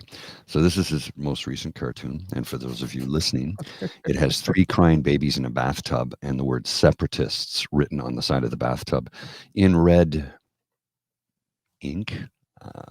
Paint, blood? We don't know. So he posts this, and then here's the best part. If you look over here, he says, Alberta separatists, and underneath, you're a bunch of babies. I don't care about your feelings. I'm like, ooh, Mr. D'Adder going for the throat on that one. Well done, sir. I'm not sure why separatists in Alberta, if they were under this impression, because I can't say they were, but if they were, why they would think that Canadians would, outside of Alberta, would react more favorably to someone wanting to destroy our country from the inside rather than trying to destroy it from the outside. Well, and then, of course, you're not going to get our tax money anymore. Fine. Okay. Equalization payments. Oh. Fine. We won't get your tax dollars anymore, and you will get no oil subsidies and money for defense and diplomacy and cleaning up abandoned oil wells and healthcare transfers. Et cetera, and on and on and on and on and on. And surrender your Canadian passports. You don't get to keep that either. But it's just that whole sort of like this, so we're going to leave and you're going to see that you're living on us and you'll be sorry. And it's like, yeah, okay, yes, oil and gas is the largest export in terms of dollar amounts. But it's 2% of our and GDP. The people in Alberta, because of that, like this, have some of the highest salaries in the world, not in the country, sorry. So therefore, they pay a higher level of tax because they're taxed on their salary. They have a privilege of earning the most, but they are not taxed at a higher rate than anyone else in the country. It's the same tax rate for everyone. You just have the luxury of making more. That's the people. 30% of more is going to be more. People don't understand that. Right. They're like, well, you'd suffer without us. Well, the country as a whole would suffer because Alberta is a wonderful, beautiful province that I happen to love. I don't want you to separate. I don't. But economically, we'll be fine. But to the separatists who think they support the country, 62% of our GDP is between 2 provinces. 2. Alberta, Ontario, and Quebec. 62% of our GDP. Well, then why does Ontario get transfer payments? We pay into that too, you know. It's not just you. Yeah. There's people in the Northwest Territories who pay into the same pot. People in have-not provinces pay into the same pot as you do. If you don't need a transfer payment, you don't get it. It doesn't mean we're not generating more revenue. That's not the case at all. Ontario generates more revenue than any other province in the country, and it's based on simple numbers. 16 million people versus 4.8. Right. 9 million people in Quebec. There's 25 million people between two provinces in a nation of 42 million. Do some simple math. On that note, I do have to go. Thanks everybody for joining. Great to see you all. Hope to see you again later today if I have a chance. I'm working on getting stuff done, but it's going to be a really busy day. I got a lot of things to achieve. Trying to get an ASMR recorded and trying to get my, going to do a live jazz show, stream it, and then of course you can listen to it later. Maybe I can get to it today, maybe not. I'm not sure. I'm going to do my best. But either way, thanks for coming out. Thanks for joining us. And don't forget, on June 14th, is it June 14th? Yes, June 14th. That's the day. Saturday, June 14th, the day before Father's Day, is the mental health walk. I will see you soon. All right. Thank you, sir. All right. So let's keep going. Since we were talking about Mark Carney in the House of Commons, also want to bring your attention, kids and cubs, to just a statement he had to make with regard to the wildfires, and particularly Manitoba. He was posted on his socials here. I've spoken with Premier Wabkanu and offered Canada's full support as his province battles wildfires around Flin Flon. The Premier and I are in close contact, and the federal government stands ready to assist Manitoba's provincial wildfire teams. We're with you, Manitoba. So just wanted to make sure that that was on the record here, that the Premier and the Prime Minister have indeed been in contact with regards to that. Okay. If you were watching some of the political shows, you would have seen that Melissa Lantsman is out there being a spokesperson for the party. She's one of the co-deputy leaders. A lot of word on the tweet that she was none too happy about not being selected as the interim leader. Of course, Pierre did not want someone in the position new, so that people would get any ideas that, hey, maybe it would be a good idea to have a new leader, especially if they're watching one perform, as he doesn't have a seat. So that's why he went with Andrew Scheer, because he was afraid. Basically, it was a fear move. And they did not put the most effective person that they had on the benches. They put the person with a lot of experience in the House. Andrew Scheer has been sitting in the House for 20 years. Another person who's way beyond his best before date and has been rejected by the people, not in his own writing, like Pierre Poilièvre, but at least as Prime Minister material by Canadians. But still there. Can't seem to quit for some reason, even after people said that your time is done. But hey, that's seems to be a conservative trait these days, right? No never means no. It just means try again later. So she was giving an interview, and you can see sometimes the Conservatives are trying on that change. Yeah, there's a lot of journalists already talking. You know, the CPR and doing some of these interviews, and I do see some things where, you know, he's saying, oh, well, you know, for example, you know, if it's a tax cut, of course we'll vote for it. But then he like slides in, even though it's not like a real one, or it's like flimsy, or wouldn't even buy you a cup of coffee, or something like that. And a lot of pundits are already taking that and says, well, you could see that he's like lowering his tone and being more statesman. It's like, he's not. He's like, absolutely not. And I have no idea why it is they want to insist on framing it like he is. Like, because there is no change. There is none. He's got no choice but to be cooperative. He can't stand up and say, we're going to take the government down right away. People just voted not him specifically, right? So that's not going to be an appropriate line. But you have Melissa Lantsman, who's also trying it, who's a little better at it. And when she gave that interview, was the first half of the interview was giving answers that make it seem like, oh, yes, well, they fully intend to be completely reasonable. But as she got pressed in the interview, she swelled up and fell apart. And by the end of it, she was sniping, with the interviewer again. And you could see it. There it is. There it is. There's the bile. So they're trying. Some of them are trying. Some of them are trying better than others, or succeeding better than others for, a short while. But they can't do it. They can't sustain it. It's not going to be a long-term play. And if they're doing it, it's only for appearances and show, because the nasty is just there, right? Yeah, sure, we'll cooperate. I guess on the Prime Minister's doublespeak. Oh, yeah, the tax cut. Yeah, we'll support it. We'll always support a tax cut, even though this one sucks. And I got something on that because Pierre seems to have forgotten something. You will realize in that question period that we showed when Mark Carney pointed out that Andrew Scheer, who got a good one in by saying that the Prime Minister didn't really answer the first question, because he didn't, but of course he was doing the full formalities of thanking people in his first intervention. But well played by Scheer, low blow, but well played.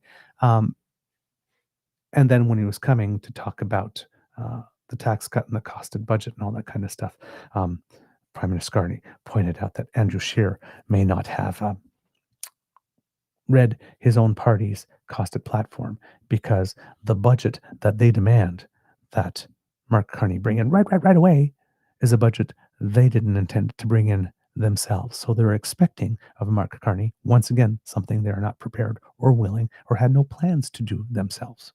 Now, again, for some reason, there was a spirited discussion also on power and politics between Michelle Cardio and Kate Harrison, the pundits from the Liberal Party and the Conservative Party. And the Conservatives are really full all in on the legacy. He's just got to do it now. It's the man with the plan. He said it. He's got to do it now. If he doesn't have a plan, we're going to hell in a handbasket. And it's like, everybody knows that a budgeting exercise takes about 6 solid straight months. Normally that process starts sometime around November so that there's a budget ready in March. But the Conservatives weren't allowing anything to be discussed since the second week of September. They held up Parliament. So yes, there were work on estimates and stuff that we're going through, but it never got to go to committee. It never got to be debated. It never got to be discussed.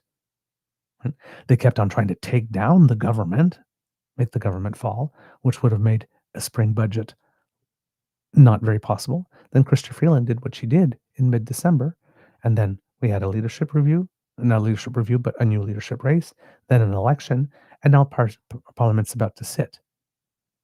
So I'm not sure how the Conservatives expect that a proper budget that won't be obsolete 1 week after it's tabled, or won't be trash 1 week after it's tabled, to be done in the space of 4 weeks. Well, we should sit throughout the summer. Conservatives never sit throughout the summer or throughout the holidays. They always say, but they ultimately never vote for it. Right? It's all the same old rhetoric again. You're not doing something that we're not prepared to do. You're bad. You're not doing it on our schedule. You're not. It's the same old rhetoric. It might be couched every now and then, and it's sort of like, well, yes, we'll be reasonable and we'll be cooperative type thing, but it's not really, right? So here we have Pierre making some comments outside of the House of Commons, but inside Parliament, talking about, giving some insights about how he and his party are going to be handling things over the next couple of days or the next couple of weeks. And you're going to hear in this what I mean, where he says some things that try to make it sound like this party is trying to be reasonable. But then again, when you actually pay attention to everything that it's couched in, it's the brand of business as usual nasty that this party has become known and extremely famous for. So, without any further ado, unfortunately, ReRun Poilièvre. Very pleased to be joined by my Shadow Minister of Finance, Jas Halan. We also have our Associate Finance Shadow Minister here, Eric Lefebvre. Yesterday, the government tabled a Ways and Means motion with regards to 3 tax measures. Now, I'll just take a very brief trip down memory lane, not too far back, but of course, We conservatives have been leading a crusade for lower taxes, to axe the carbon tax and the GST off new homes, to cut income taxes. And of course, when we proposed this, the Liberals said we were crazy, and now all of a sudden they are, at least in part, plagiarizing our policy proposals and adopting modified and watered down versions of them. Their motion will partly eliminate the carbon tax, the GST off homes, and give a very modest, very tiny income tax cut. So tiny that it would be barely enough to buy you a cup of coffee every week at a Starbucks. But it's better than nothing. Conservatives came here to fight for lower taxes and more purchasing power. And so we are going to put forward amendments to this motion that will get rid of the entire carbon tax for everyone, for real, for good. We also push for the GST to come off of more homes so that we can encourage more building and more buying. And we'll push for a bigger income tax cut that people will actually notice, so that hard work really does pay off for a change. Finally, we are going to push for cuts in bureaucracy, consultants, corporate welfare, and foreign aid, so that we can match the lost revenue with lower spending in order to avoid adding to the deficit. Every dollar of deficit spending is a dollar of inflation that ultimately shows up across the country. We cannot print and borrow our way to prosperity. We need sound money again, and that means bringing down the deficit. So we will, that said, we are the party of taxpayers. We will vote for every tax cut, always and everywhere. We love taxpayers, and we want taxpayers to be better off. We will offer even better ideas in the future, and as I said a few weeks ago, I'm encouraging the Liberals to steal my ideas, because we have the best ideas. We've been winning the debate on ideas, whether it's on carbon taxes, inflation, housing, resources, drugs, crime. Conservatives have been leading on all of those things, and we're here for the right reasons, not for our egos. It's to get things done to make people's lives better so that they can work hard, have beautiful homes, and safe neighborhoods. That's our mission, and that's what we'll fight for. All right, that was 2 minutes and 51 seconds of pure, unadulterated bullshit. Bullshit. So that's what I mean, right? Yes, we'll always accept tax cuts like this, but watered down tax cut and insult and cutting and insult and cutting and insult. That's Pierre. He just cannot help himself. He just can't. So, which is sad. But hey, if we ever have to bet on someone to live down to expectations, and I'm pretty sure that we're going to get our money, it would be him. Right? So let's go through some things. Jason Halan, his Shadow Minister for Finance. Mr. Halan has no real financial background at all. When we were wondering during the election campaign who would be the person who would be the finance minister, well, it seems that he would be the finance minister under Poilièvre government. Jasraj Singh Halan, before entering politics, was a businessman in Calgary owning a home building business. He graduated from Lester Pearson High School, has completed an accounting diploma from the Southern Alberta Institute of Technology. He also has a certified master builder designation and ran a home building business operating in Calgary.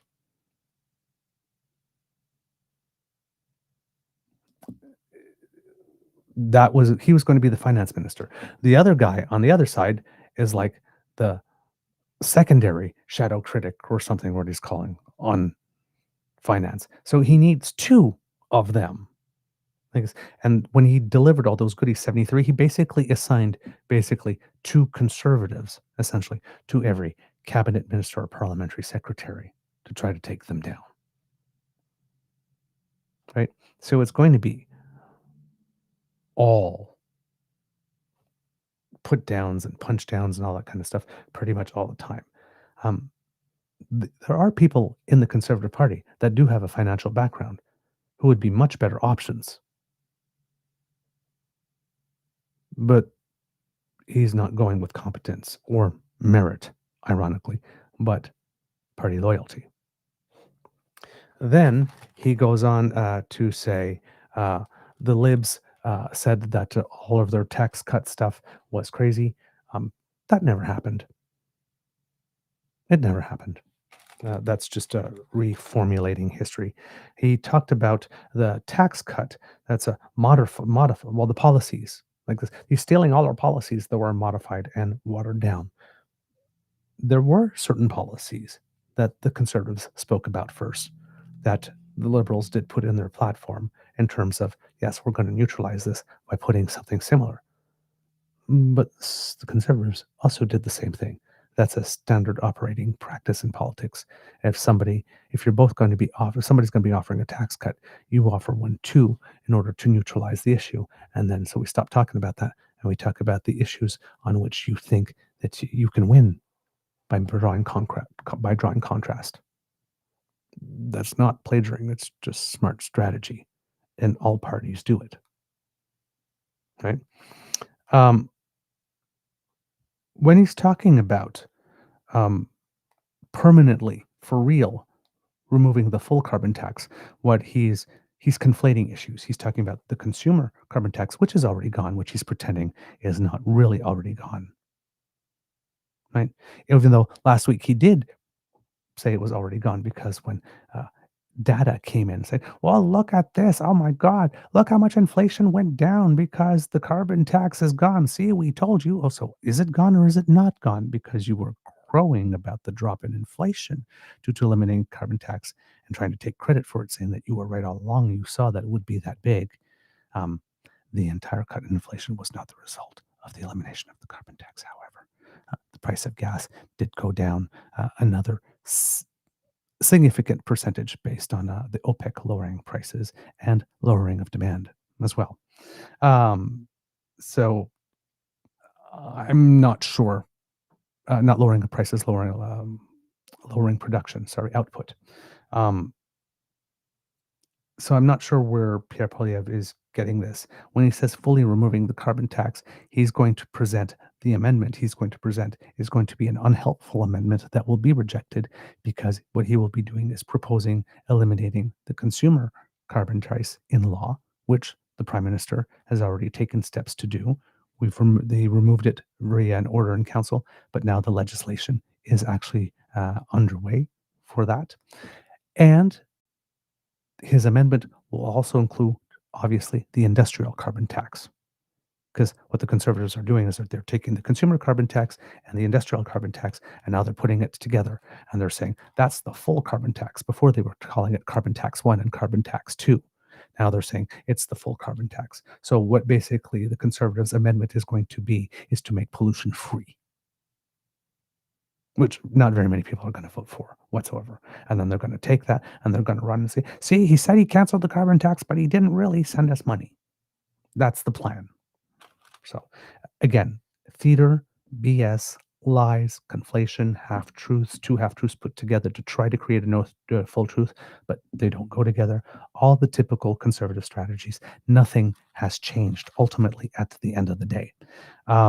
Then he talks about the tax cut, which he says is watered down and hardly anything. But let us remember, kits and cubs, what the Conservative tax cut was. In the platform during the election, Poilièvre's promise to cut the lowest marginal tax rate or tax bracket from 15 to 12.75% would have cost the Treasury $14 billion a year. When he announced it on March 24th, the Conservatives provided CBC News with a backgrounder explaining that the tax cut would be phased in over 5 years. Over 5 years. So you had to re-elect him to get all of it. But he was bragging about it. Affordability. We're going to come here and save you. You have to wait 5 years to get all of it. But affordability now, we've got the best plan. It's a lie. In 2025, 2026, and 2026, 2027, the measure would have come halfway in, costing the government $7 billion a year before being expanded in 2027.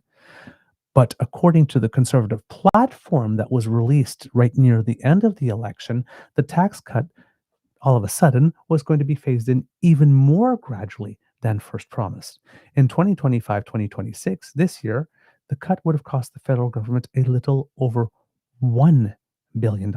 In other words, the tax cut that you would be getting for the rest of this fiscal year, or for the entirety of this fiscal year, if it was backdated, would have been virtually nothing. Nothing. Okay.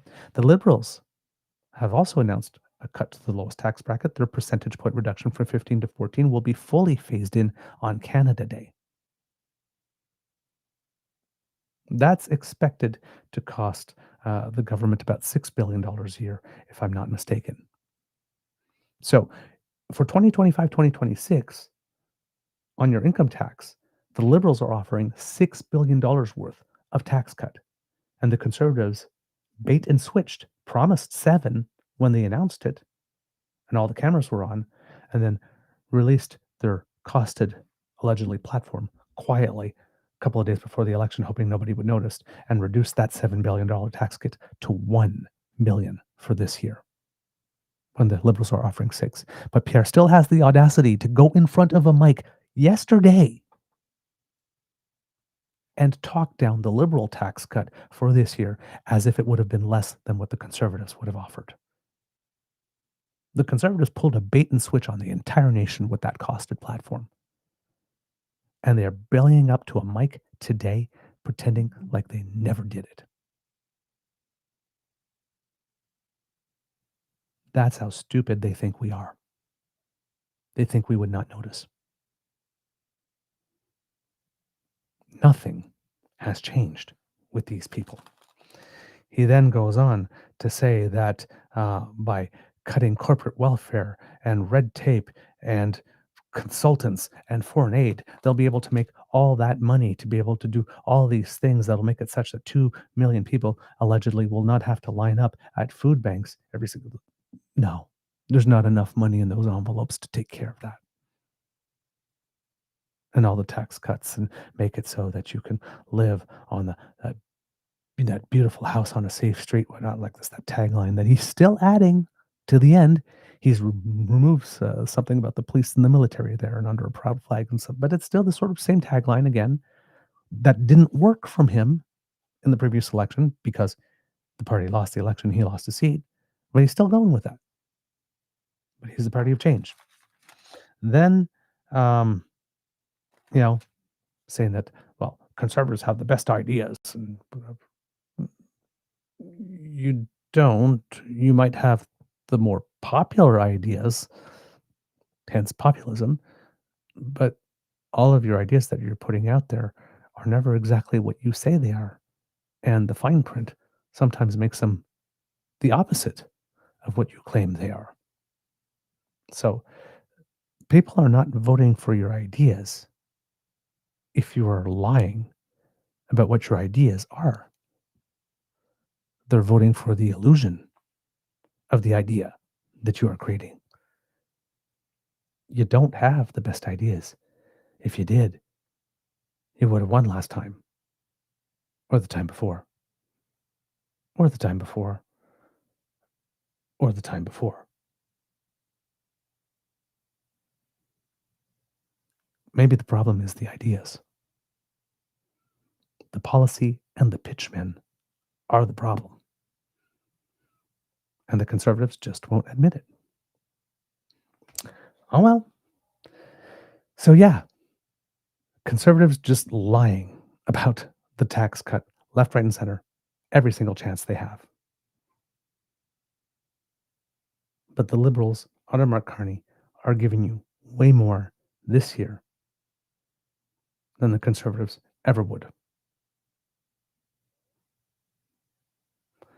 Then, for next year, the Conservative tax cut would rise to $5.4 billion, which is still less than 6. So this year and next year, in this big rush for affordability that Conservatives say that we need to cut all taxes, every tax possible to make it affordable for you, they would still be offering less than Prime Minister Mark Carney. So if we had another election next year at some point if the government fell on a minority. The Conservatives would still, had they been in power, offering you a smaller tax cut than the Liberals will have in place by July 1st. For a full year and a half, would be giving you less. And they're going to spend this whole next year and a half bragging about how their plan would have been so much better. Our plan to give you even less than we promised and less than the other guy is giving you now is the best plan. That's literally what he's saying. He's so full of shit. Oh my God. This man, he just cannot not lie. He just can't. I don't know what it is with him, but he just cannot not lie. Now, of course, he has to lie because his policies are crap. And there's the betrayal there again, right? We have all the best policies. Well, then why do you have to lie about them all the time if they're the best? You know they're not the best. And you know you're lying when you tell us that they are the best.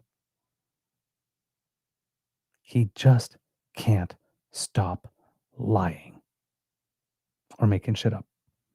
He just can't. He doesn't have it in him. It's not in his repertoire. Don't expect it. And if you hear media saying, oh my God, he's so soft, he hasn't. He's a performer for the current nanosecond and nothing further. There's no long-term plan. There's no long-term strategy. If for the next year and a half, they're going to go around the country pretending that their tax cut would have been bigger, that's the same old lies and deception and duplicity that made them fail in the last 4 elections. There's no growth. There's no change. There's no change in policy. There's no improvement. There's nothing more for you. He's wasting your time. He's wasting your time. And we're paying him to do it. Not to mention the insult to your intelligence. Because Pierre seems to believe that Canadians will not be able to tell that 1 billion is less than 6. I do not know why the Conservatives do this. They just cannot play a long game. The Conservatives have to stop trying to win the nanosecond. It's not helping them. All right. Oh, man. What else do we have for you kits and cubs? Ah, yes. Indeed. We mentioned the return of wildfires, undesirable. The return of Pierre Poilièvre, so far, in some capacity, undesirable. And the last of the 3 undesirables who have made a return, unfortunately, is COVID, kits and cubs. I hate to be the bearer of bad news on this one. I really do. But yes, last night at around, I guess 10 o'clock in the evening, I had seen 2 or 3 reports in about 3 hours that cases of COVID had doubled over the course of 1 week in Taiwan. And you're thinking, okay, well, that's way over there. What's the big deal? Well, it's a big enough deal because while this has doubled in the last week, it's the 7th weekly surge of COVID-19 cases in Taiwan. So according to Focus Taiwan CNA English News, and this is, it says, over 40,000 people sought medical treatment for COVID-19 in Taiwan last week, more than double the previous week's figure and the 7th consecutive weekly increase, the Centers for Disease Control said Tuesday. Quote, the current outbreak is continuing to rise rapidly with a sustained increase in severe and fatal cases, said Li Qialin, deputy director of the CDC's Epidemic Intelligence Center at a regular news briefing in Taipei. A total of 41,402 outpatient and emergency visits related to COVID-19 were reported from May 18th to 24th, more than double the 19,097 recorded the previous week, CDC data showed. It also marked the 7th consecutive weekly increase, with last week's tally surpassing the 23,555 visits reported during the same period in 2024. CDC spokesperson Lo Chi-yun said that while part of the rise in case numbers may be due to more people getting tested amid the outbreak, revealing previously undetected cases, the primary driver of the current surge remains the rapid spread of the virus. Lo explained that the new variant, NB181, keep that in mind, NB181, has strong immune evasion capabilities, meaning it can more easily escape the body's existing defenses and higher transmissibility than other previously dominant variants. Another reason Lo said is that there was no major outbreak during the winter, leaving a significant portion of the population unexposed to the latest variant and without immunity from natural infection. While the CDC estimated last week that the current COVID-19 outbreak would peak in mid to late June, with weekly medical visits reaching up to 100,000, Lo said the latest projections indicate the peak will be delayed until late June or early July, with weekly visits now expected to reach between 150 and 200,000, so potentially twice as worse as being projected. Quote, "We currently estimate that the outbreak will continue through late July to early August," he added. To protect themselves and others from COVID-19 infection, Lo recommends that members of the public wear masks when visiting medical and long-term care facilities, using public transportation, or entering crowded indoor spaces, especially the elderly and those with chronic illnesses. Those with a fever or respiratory symptoms are advised to stay home as much as possible and wear a mask if they must leave home, Lo said. Meanwhile, the Taiwan Food and Drug Administration said Monday that production of COVID-19 rapid test kits continues to ramp up, with weekly supply exceeding twice the amount estimated by the CDC as needed. According to the TFDA, local manufacturers reported that production is expected to reach 460,000 kits this week and 620,000 kits next week. Quote, "The TFDA has recently reached out multiple times to domestic pharmacy and convenience store chains, urging them to expand the distribution and stock of COVID-19 rapid test kits," the agency said. It added that a meeting with stakeholders was held on Monday to ensure timely restocking of rapid test kits at stores across Taiwan. Now, I'm talking about Taiwan and raising a little bit of a red alert. And you say, well, why? That's so far away. Well, again, that type of expansion, we're in the 7th week of expansion, and we're talking about tens of thousands of cases. The other reason is that NB181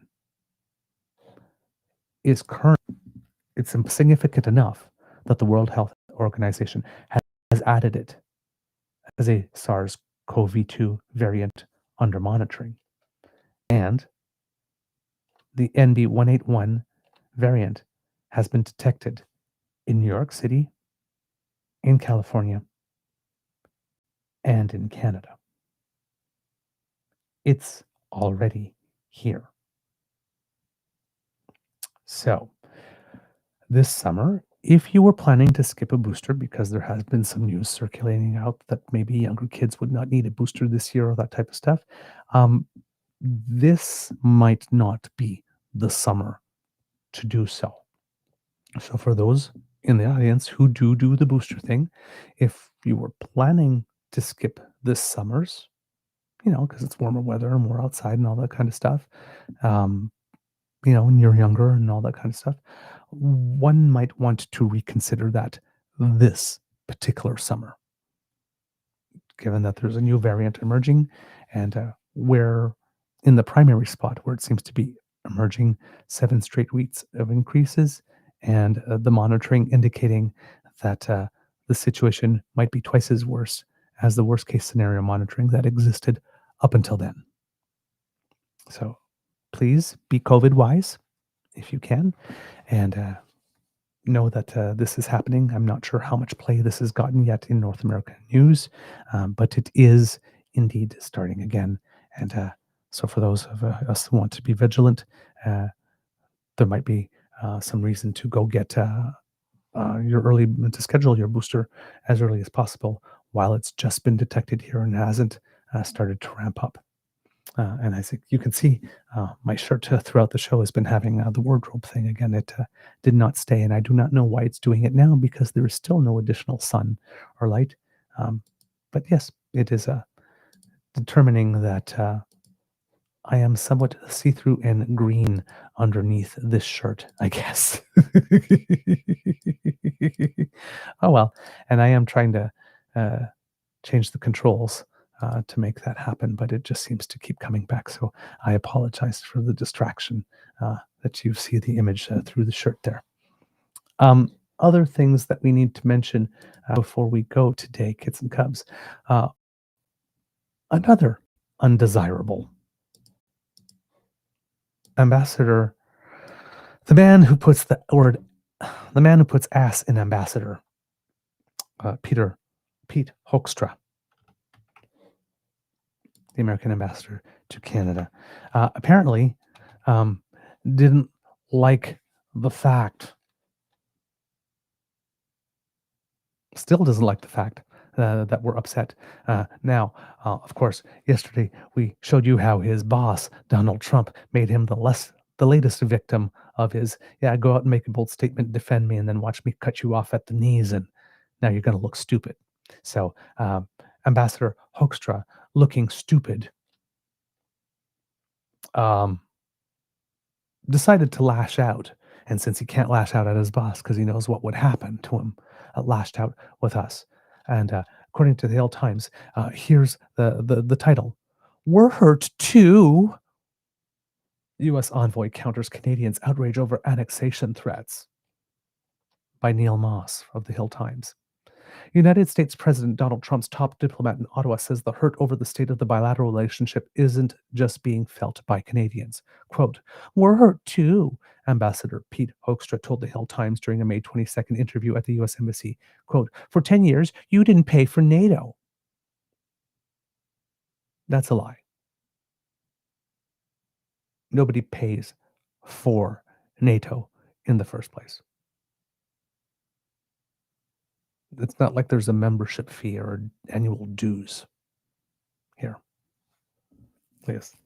In that sense, when he's talking about it, he's just talking about percentage of GDP spending on defense.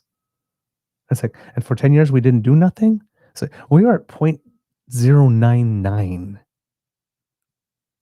when Harper left, and we're at 1.37 about. That is a significant increase in 10 years. Yes, it doesn't put us among the top tier, but it is an absolutely significant increase over the last 10 years to say you didn't pay for NATO is an outright lie. So I'm not sure how it is he thinks that making these statements, you didn't pay for NATO, is going to help his cause. We're already not big fans of the administration. We're already not big fans of the president, and we are certainly not fans of his. So I'm not sure how he keep on running his trash mouth is going to help. But it seems that this is his style, because he did the same thing when he was appointed as the ambassador to the Netherlands the first time around, another position that did not go well for him. Quote, international diplomacy is tough. The world is a tough place. Getting prosperity, security, and safety for people, which are top priorities for the president, that's hard, he said. So no, I'm not very sympathetic. Well, neither are we, you fuckwad. We don't want to hear you complaining we're hurt too. You threw the 51st first punches in this fight. We swung back. We saw your fake king and we raised you a real one, and you swelled up and fell apart. Our punch landed. Now you're crying. Well, fuck your feelings too, sir. Sorry. If you're going to stand there and say, well, we're not very sympathetic, well, then don't start with we're hurt too and expect us to be sympathetic back. The opposite of love isn't hate. It's utter and complete indifference. Please accept our invitation to go fornicate with yourself and find the experience as pleasant as you were when you came out to say that. We're hurt too. Seriously.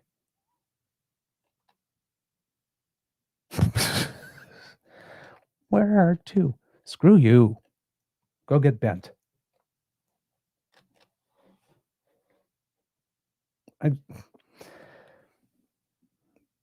I would love for Anita Anand to call this guy in to have a one-on-one conversation. But again, like on the Golden Dome, saying, no, fuck you with that is not an option. And it's not in the long-term play. So, but there would be cause here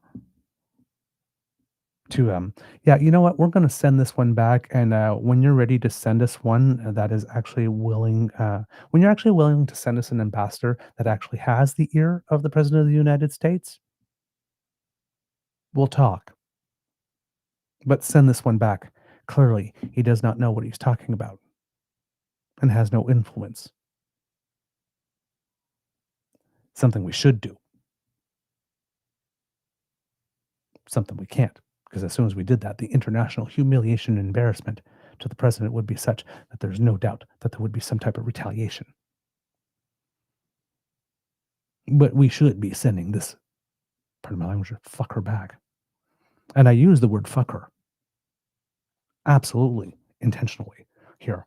Because when he was the ambassador to the Netherlands, he was one of those weirdos who was going all around and saying that there were no-go zones that politicians couldn't go to because they would be killed by Muslims in the Netherlands. And then on his first day as ambassador to the Netherlands, he was asked a few questions about that. And he just denied that he had ever made the claims. Now, this was something that was started by Hungary, of course, right? Hungary is financing. There are no-go zones in Europe. And then they took up on that, much like the white South African farmers are being are the victims of genocide, and then they ran with that. It wasn't true. But they're running with that. So Pika Hoekstra denied that he ever made those comments. And then during that interview, they showed him making these comments. And then he got offended. He got offended that they showed him and said, well, I haven't made those comments today. I was right to say I didn't make those comments. I was in my rights to say I didn't make these comments before. Because I'm not making those comments today. He still made them then. And then he kept denying and denying and denying until eventually, somewhere down the road, he eventually had to retract those comments. But still tried to save face by saying, oh, well, I must have mixed up with another country.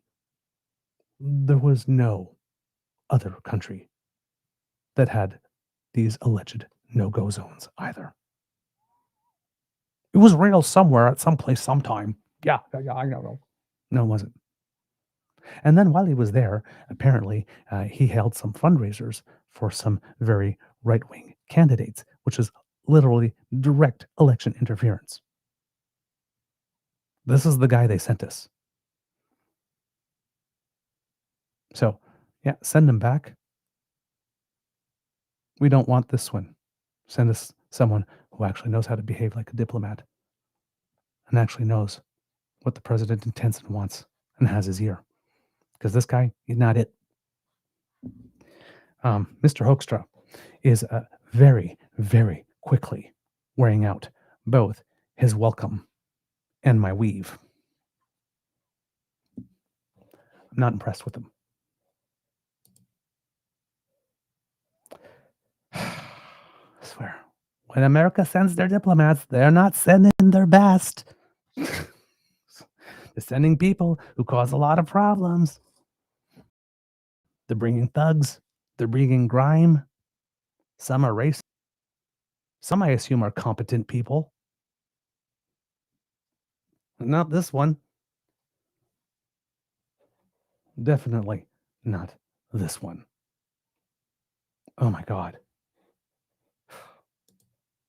This guy needs to learn more of this and less of this. Because every time he talks, he does not make things better in any way, shape, or form. It's just sad. Watch this guy go. To put the final bow on the visit from the royals, they left us with a little bit of a parting gift, kids and cubs, and I will put it up there for you, so for you to see.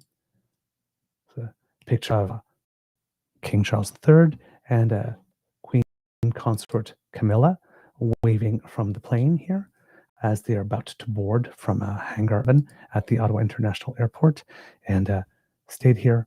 As my wife and I leave Canada, we wanted to send our most heartfelt thanks to all those who turned out to offer their support on this, my first visit as sovereign.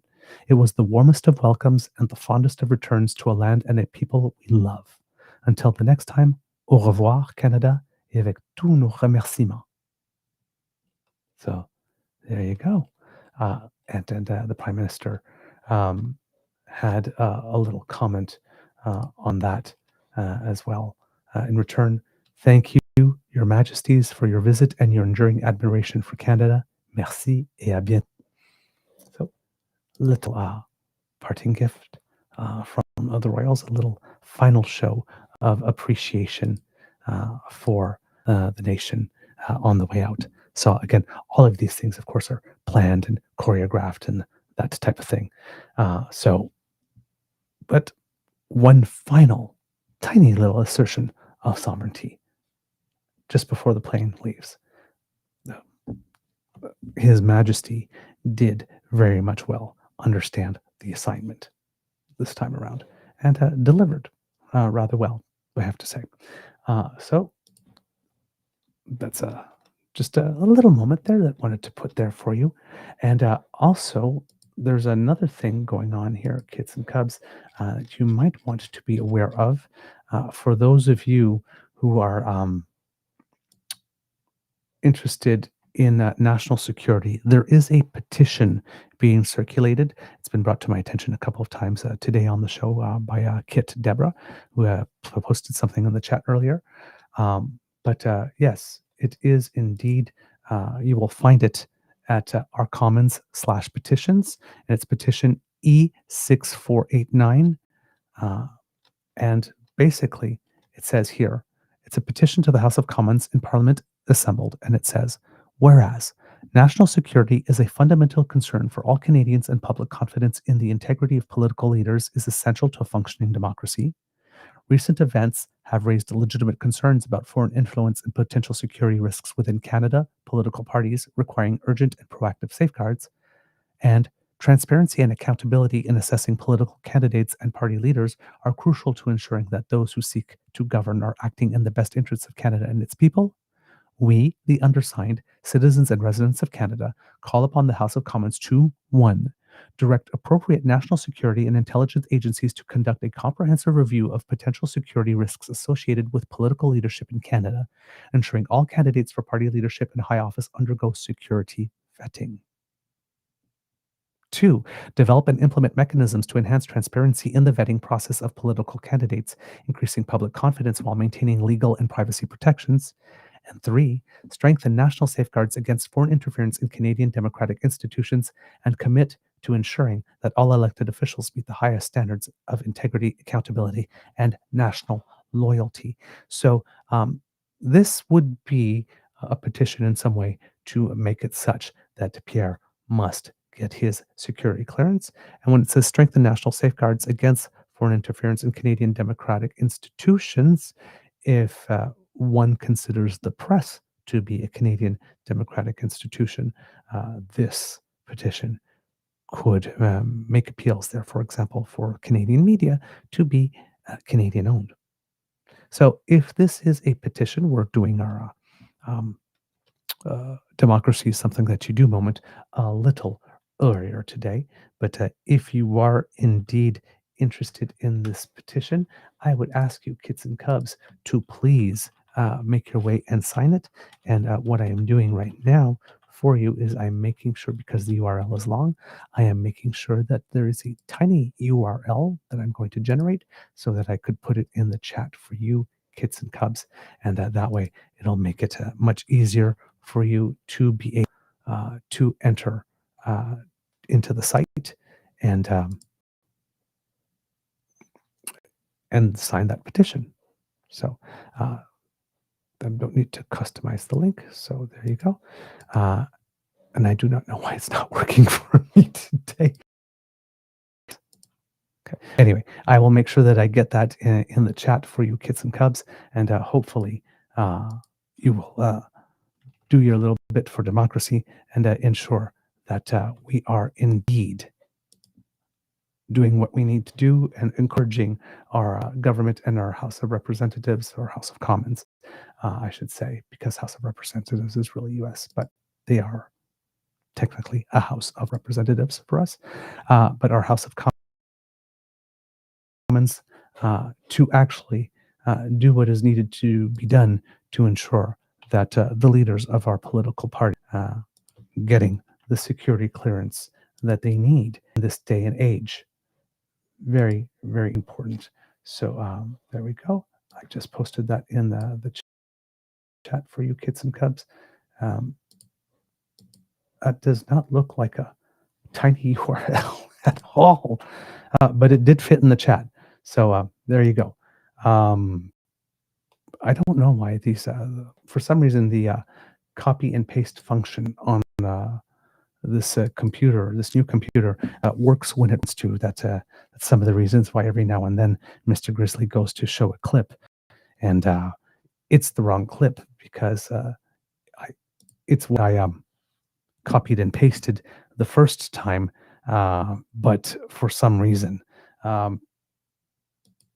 it did not carry over, and therefore the thing that I copy and paste repeats rather than generating a new one. So once again, kits and cubs, I am so sorry for that the tiny URL didn't work. I will try that again for you here and make sure that I get that. Just Apple computers are still a little weird to me, and I keep on trying to understand, make sure I get it right. But there's actually no way to know whether or not you got something right until you actually copy it again and then realize you got it wrong. So there we go. There's the tiny URL for you kits and cubs. That makes more sense. That's easier to remember and take a note of. So please do, if you have an opportunity, go sign that petition and make sure that you are letting know our elected representatives know that this is a matter of great concern to you. Kit Elaine in the chat going, I signed it yesterday evening because of course you did. I like that. Very proactive kits here. Good. Cat W, finally have to sign that one. There you go. Yes. Very important petition, and very thankful to those who have indeed brought it up and those who actually generated it in the first place. Again, just some members of the community who are doing the democracy thing, and that makes us very proud here at the Beaver Lodge when we see people being proactive on that front. Okay, let's see, what else do I have for you before we got to go today? Yay! We're at the Canadians who make us proud portion of the show. And kits and cubs, we have been talking a lot, as you know, about this young lady named Victoria Mboko at the French Open. Well, kits and cubs, Miss Mboko has clearly, finally arrived, because none other than, interesting, this one, none other than the New York Times, kits and cubs, have given this young lady a profile. Victoria Mboko, the Canadian tennis talent who can't stop winning, arrives at a Grand Slam. And there she is in her yellow tennis ensemble from which she's playing her matches at the French Open, and surprising and impressing everyone. So given that she's got a little profile here, why not, since we've been talking about her, read it in to the show. as we say, kids and cubs, we're not journalists on the show, right? We curate and we comment and we analyze on news. But if there's ever been one sports story in which we can claim that we've done journalism, is this, because we have been talking about her for well over a year on the show. Yes, and now in the New York Times. And this is by Matthew Futterman. Ripping a backhand past a former Wimbledon quarterfinalist to clinch a first Grand Slam win on the opening day of the French Open is a pretty good way to make tennis fans stand up and take notice. Or maybe Victoria Mboko, the 18-year-old American-born Canadian-raised daughter of Congolese parents, has been announcing herself for months now. Maybe folks just weren't listening closely enough. We were. Everyone is now. As her Roland Garros debut approached, Mboko played the same brain game she's been playing through a startling climb up tennis's biosphere. She tells herself that what is happening isn't actually happening. Quote, kinda just played down, she said during an interview after her 6-1, 7-6, 7-4 in the tiebreak win over Lulu Sun of New Zealand Sunday afternoon. Come Wednesday, she knocked out rising German Eva Lies 6-4, 6-4 to move into the third round of the French Open at her first major. Quote, pretend like you're playing somewhere else, that you're not at a Grand Slam. It's another clay court tournament. That way, I don't put as much pressure on myself and the points. I let loose and I kind of go for my shots a little bit more, she said. If playing make-believe before walking onto the biggest stages in tennis could lead to Mboko taking a spot next to Bianca Andreescu, Leila Fernandez, Denis Shapovalov, Felix Auger-Aliassime, Milos Raonic, and others in Canadian tennis firmament, that Mboko probably ought to keep doing it. Her performance against Sun showed every bit of what she has generated all the buzz about Mboko becoming the latest in a string of Canadians from immigrant families who have made it to the top of the sport. Quote, we know Canada is a very multicultural country and we are very accepting of everyone, Andreescu, who has become a mentor to Mboko, said during an interview in Rome. Quote, I think it's a beautiful thing that we're all from different cultures, different backgrounds, but at the end of the day, Tennis Canada really has built this program in the acceptance of everybody, no matter who you are. You can't keep on saying it. Sports federations, look to Tennis Canada. Model what you're doing based on what they're doing. They've got a winning formula. The youngest by 7 years of 4 tennis-playing siblings, Mboko has been winning more than just about anyone in professional women's tennis since the start of the year. She finished last year ranked 350th, with her coaches believing fully in her potential, but also wanting her to take it slow, given her struggles with knee injuries in recent years. Now they have another problem on their hands. Mboko has won so many matches that she's already played more than she has ever played before. She started the year winning 22 in a row on the ITF World Tennis Tour, which is 2 rungs below the WTA Tour that she's on now. She lost 1, then won another 5, this time at a WTA 125 event, the next rung up, in Porto. She has won matches in Rome, Georgia, and Rome, Italy, at the Italian Open. Her record on the year is 42 wins and 5 losses. 42 wins, 5 losses. Quote, that's a lot, Marko Strilic, one of the 3 coaches she works with at the Canadian Tennis Federation, said during an interview. Quote, if she keeps winning, you have to figure out a way to manage the schedule so that she doesn't get hurt. This is for the long term. That was 3 weeks ago in Rome before Mboko cruised through the French Open qualifying to earn her main draw debut and then knocked through Sun as though she knew she would all along. Mboko was all business again on Wednesday against Lies, but for a couple of service breaks she quickly recovered from. Her brother Kevin, 27, and a tennis coach in suburban Toronto, said that from the moment she woke up, she set her mind on only one thing: winning. Quote, she looked at us and said, I got to win today. He said in an interview after she did just that. Quote, we were trying to bring her down a little bit, telling her that it's all right to just go out there and have fun and enjoy the experience. She was like, no, I got to win. That's how she was during her hit before walking onto the court, and it's how she was through the 79-minute match. Rain, wind, muddy balls, nothing really budged her off her game. Quote, it's been really calm between the day, she said. That's how my coach wanted it to be. She woke at 6:45 Wednesday, ready to roll. There was a quick breakfast, a ride to Roland Garros, a physical warm-up, and then a 30-minute hit at 9:30 a.m. Quote, then I just chilled in the locker room until my match, she said. All week, all month, really, there's been a, quote, no big deal sensibility to Mboko. She credited the presence of her sister and brother for that. Quote, there's so much happening even behind the scenes, she said. Quote, I feel like my family has been doing a good job of keeping me, I guess, isolated from it all. I've just been enjoying the moment. I've been enjoying time with my sister and my brother. I don't have so many people around me, and it's kept me very calm and very comfortable. At some point, this is going to get complicated, but for Kevin and everyone else closest to Mboko, this rocket ride both is and not surprising. Her oldest sister, Gracia, 28, who has been courtside all event, played tennis for the University of Denver. She said that she and her brothers always knew that their baby sister had something they did not. Gracia recalled a local women's tournament at their home club in Burlington, a city in the Greater Toronto area of Ontario that she played in when she was 17. At the last minute, another slot opened up, and a pro at the club asked Victoria, who was just 9, who had come to watch, if she wanted to play. Victoria jumped at the opportunity and eventually faced her sister. Gracia won 6-0, 6-0, but the way Victoria behaved, it was as though she had expected the results to go the other way.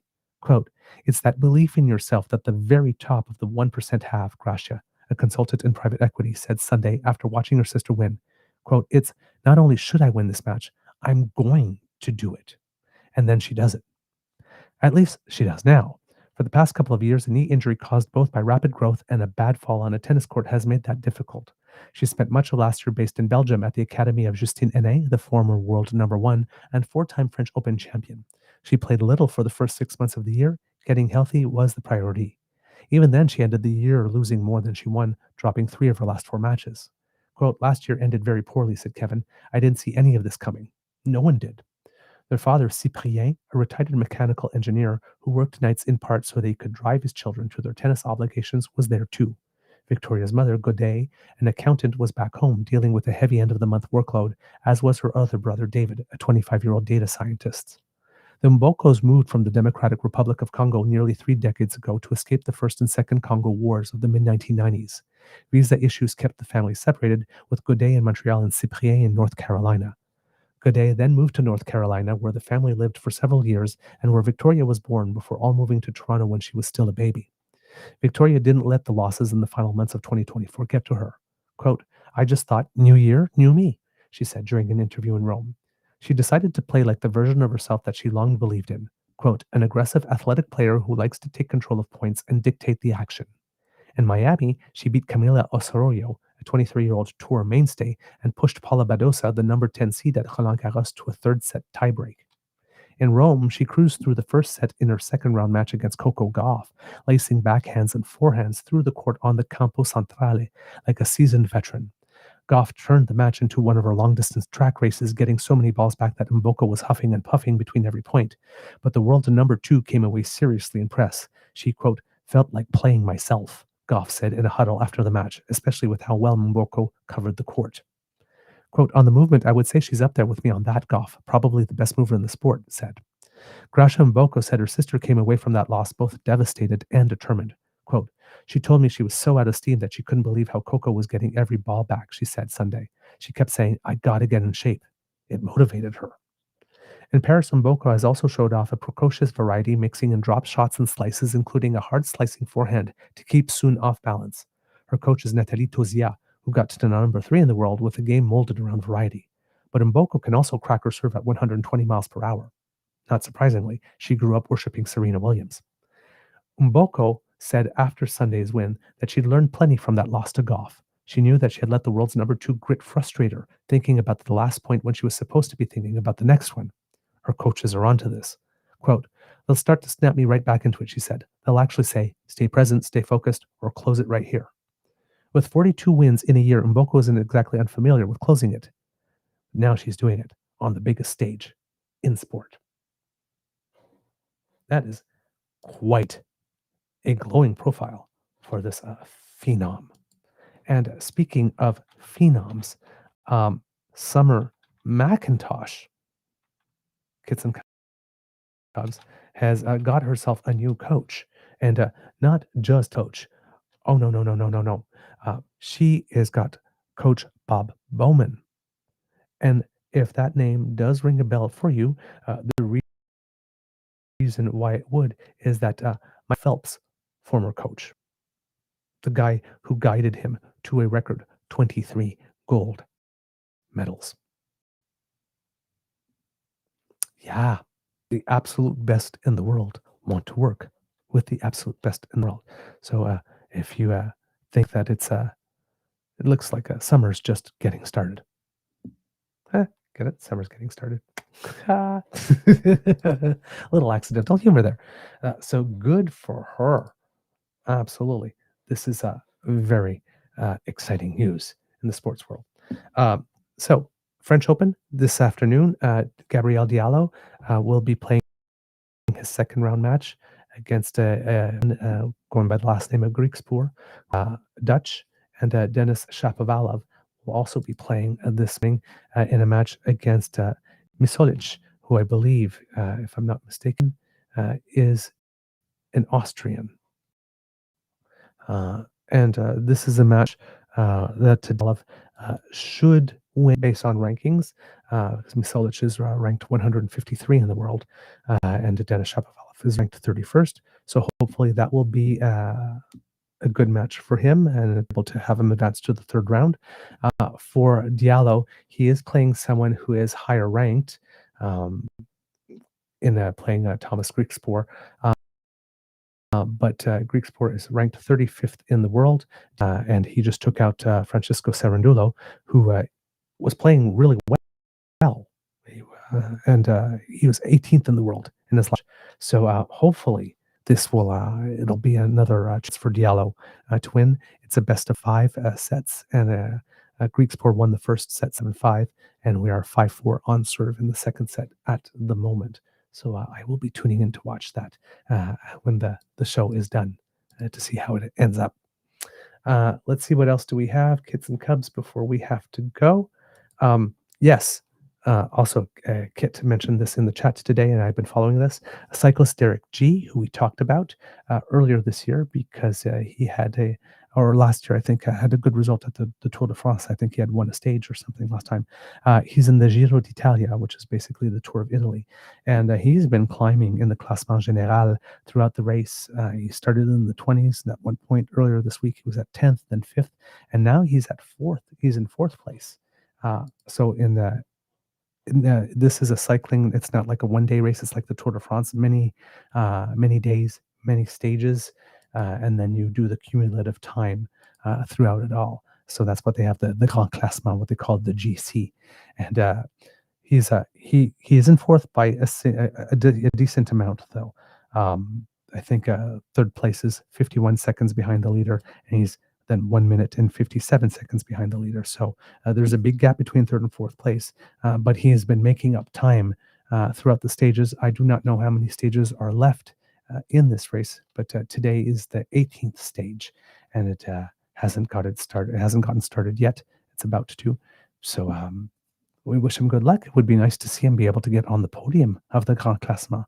The Giro d'Italia is a very prestigious race. Again, the Tour de France is the most prestigious one out there, but the Giro d'Italia, if it isn't the second most, it's up there.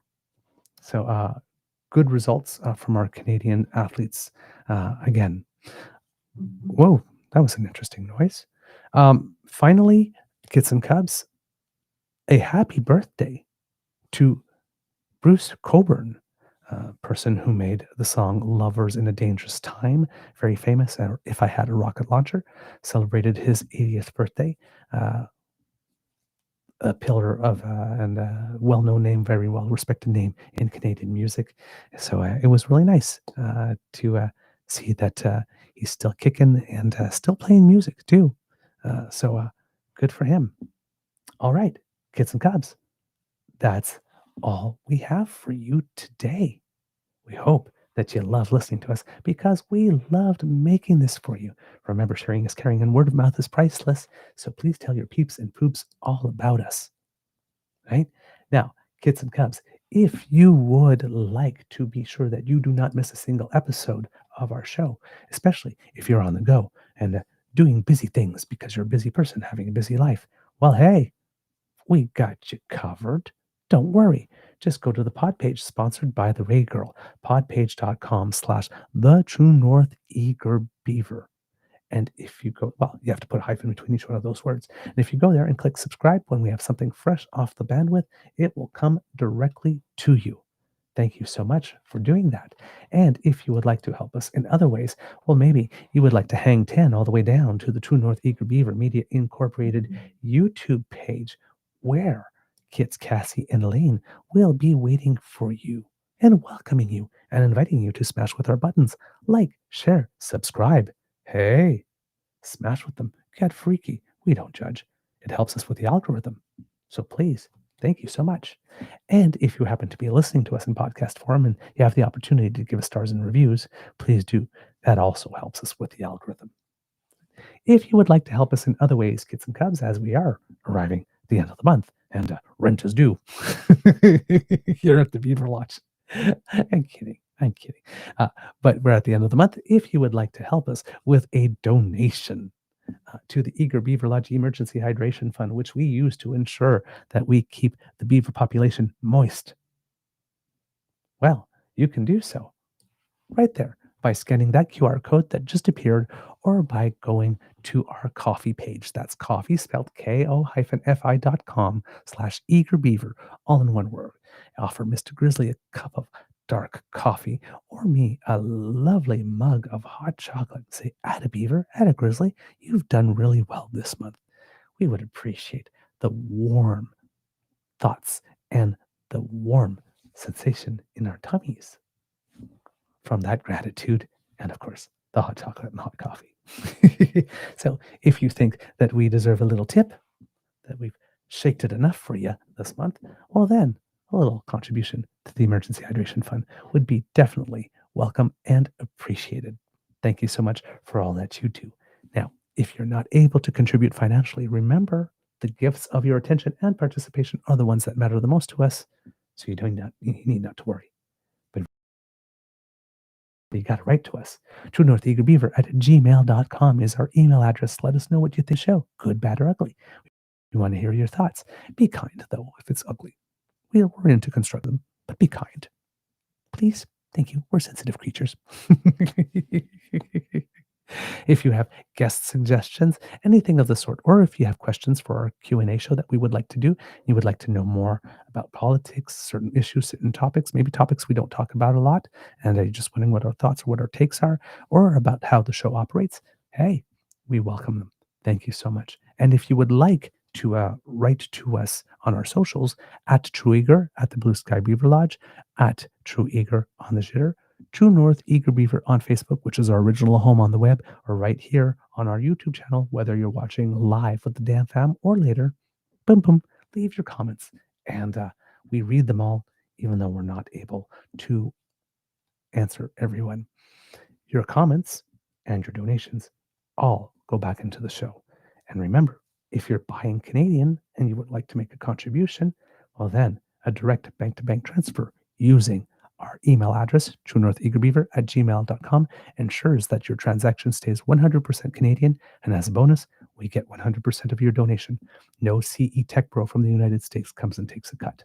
So thank you so very much for all of your support, whether it is your retweeting with words of your own, giving us stars, giving us reviews, sharing our content, contribution, either in terms of suggestions or Q&A, all the stuff that you do, kids and cubs, all of it matters, helps us immensely, and we are grateful for all of it.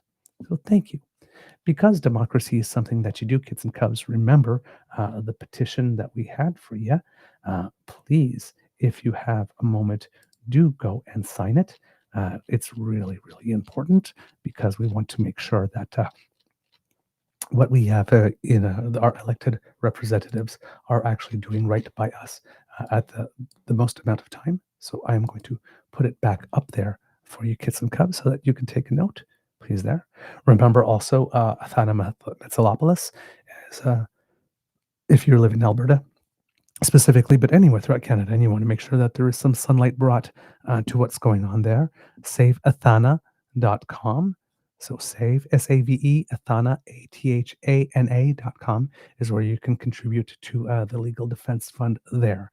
And remember, of course, letters to your MPs with regard to respecting Indigenous rights in Ontario for Bill 5. It seems that Doug Ford has decided that he's going to write a little thing in there saying that we will respect Indigenous rights, but it's like, it doesn't matter if he writes it in, really, because the Supreme Court of Canada will make sure that he does it. So that's number one. But number two is, if you are now making exceptions for Indigenous people in terms of respecting their rights, as you should, why are you creating these lawless economic zones in the first place? Because the rest of us have rights too. So this is just stupid. It's a stupid policy. You need to make some noise about that, right? In Alberta, separatism, UCP scandal, all of that, there's some letters to write there too. So pen to paper, kids and cubs, and do your best for democracy. And of course, writing Ottawa and not only signing the petition, but making a request that maybe the government make it law that leaders of the opposition, leaders of all parties, must get their security clearance, and that Canadian media should be owned and operated by Canadians so that it produces news by Canadians and for Canadians. So lots of things that we can do for democracy over the next couple of days. So please do get involved. And remember as well, if you're in Alberta, 3 by-elections coming up. So there's a good opportunity to get involved with some campaigns there. If you have a preferred candidate, make sure you research them well, however. Okay? And once again, if you are in Alberta, Manitoba, and Saskatchewan, and because of the wildfires, if there's evacuation orders coming, or if you live in an area where there might be some soon, please do prepare your get out bag and have it next to the door with your important documents, medications, all that kind of stuff, enough water and food for 3 days, all that stuff. Make sure that you have it. You might even want some candles and some matches and a lighter or whatnot, in case, I know we're in the summer, but in case you're someplace that's a little cool at night and you're maybe still stuck in your car and you need to generate a little heat, all that kind of stuff. Just make sure that you have the things that are important and that you're able to go at a moment's notice, because, as we've heard in those stories, sometimes you'll just get an hour's notice and you got to be gone, and you don't want to forget something very important. So do that when you have a calm head and you're not in a panic, to make sure that you got absolutely everything. Okay. See. Wisdom. Well, that's my words of wisdom too, actually, for the day. Make sure that you are well prepared in case of an emergency. And remember again, if you are not in an immediately affected area, but an area that could be, and you have the ability to clean some debris 30 feet around your home, do take some time to do that. It might be the difference between having a home to come back to and not. Okay? Kids and cubs, it can be a tough world out there. So please be kind to and gentle with yourself. And now, kids and cubs, on the count of 3, may I please have a little audience participation in the form of Mr. Beaver. Please cue the cock in 1, 2, 3. Ah, estupendo, magnifico, so melodious. Here you go. You are listening to a True North Eager Beaver Media Incorporated podcast. The True North Eager Beaver podcasts are proudly brought to you by our founding sponsors, the Misfit Mysteries from Corvid Moon Publishing, your source for science fiction, fantasy, and cozy mysteries featuring a broad diversity of characters, CanadianTarot.com, their uniquely Canadian online eclectic tarot community, and the Peppermaster, hot pepper sauces made from farm-fresh ingredients to thrill your taste buds and expand your mind. We are grateful to the Crier Media Network for its support, Pete Jarvis for our artwork, and Paul Joseph Something for our opening and closing sequence music.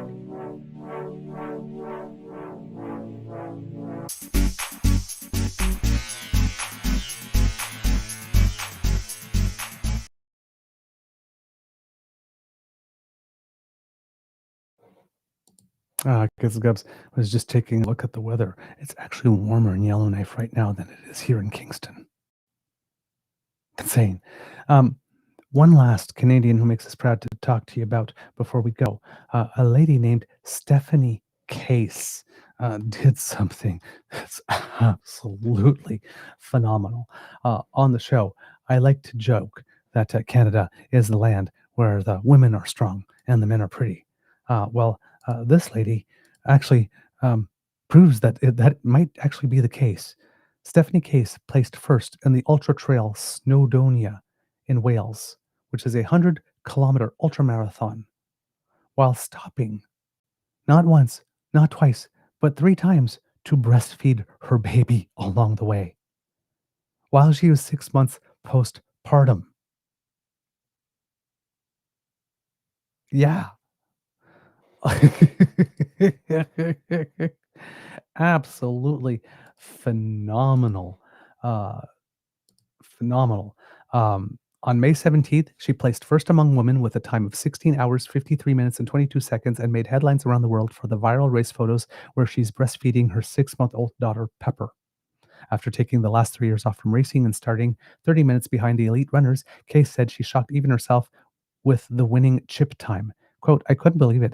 I think I had to ask the race organizers about 10 times. Case 42, who was born in Kingston, Ontario, told CBC News from France.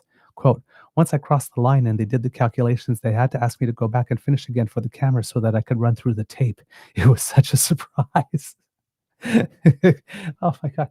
Here you have a picture of her here in the story, refueling while eating some watermelon, holding her baby. And the baby is breastfeeding. I mean, this is okay. Running a 100 kilometer ultramarathon is already pushing stuff to the extreme. Fueling up yourself while you're fueling up your in the middle of the ultramarathon is a whole other level. So she's a long-time ultra runner. She had originally considered the Ultra Trail Snowdonia her practice race in the lead up to the Hard Rock 100 Endurance Run, which is an approximately 100-mile or 161-kilometer high-altitude race in Colorado in July. She goes, I wanted a chance to shake off the cobwebs. I also wanted to see how Pepper would do in a race that was only about half the time commitment as Hard Rock. At 17 hours, it was still the longest I'd been away from Pepper, though. Aww. So yeah, just it's an amazing story. And there's a whole lot more to it in the profile.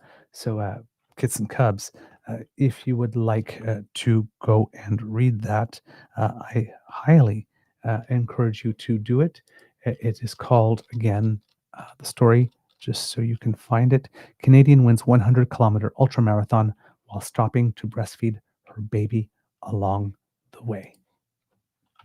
Canadian women, man, you don't mess with them. They mean business. They come to play. They come to compete. They don't mess around. And it doesn't matter what obstacle you throw in their way at all. They will overcome it and achieve incredible success in the process. So, Kits and Cubs, I am giving 2 paws up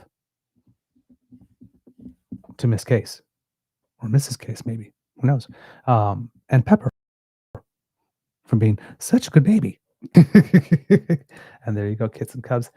Just put it there in the chat for you with a tiny URL that will allow you to go there and read the story yourself.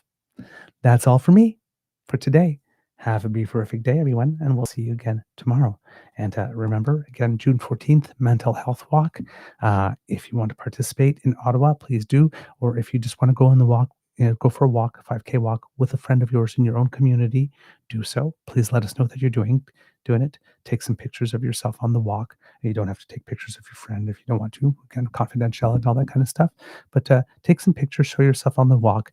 And as you know, this is not primarily a fundraiser. However, if you would like to make it, do a little bit there. If you make a donation either to the Canadian Mental Health Association or any organization in your community, do let us know what it is. And send us a charity receipt, because we like to keep the accounting of how much the Kids and Cubs and the Dam Fam is raised, so that we can use that in promotional materials to try and grow the event for following years. And if you would like to support one of our 2-member organizations, the Lonely Man Club, the Lonely Man Project in Newfoundland, which is seeking to build a resource center for men who are struggling with depression, or the Men of the North program in La Ronge, Saskatchewan, an Indigenous-led program that helps men discuss feelings and resolve things. We would happily accept your donations at truenortheagerbeaver@gmail.com. Mark them as donations to the causes. And if you want to give them to one specific one, let us know. If you want to separate them equally between 2, you don't need to specify anything. We'll do that automatically. And we will be able to get the funds to our our beneficiary organizations. This year, of course, is going to be a little smaller given that I'm a little hobbled and we had 8 elections. It will not grow as much as we had wanted to from last year, but we are still doing the walk this year. And hopefully next year, our plans that we had for this year to make the walk grow a little more will be able to be in place. But we do thank you for your support and encouragement, and we hope to see you on the 14th, either in your home communities or in Ottawa, joining us for our walk.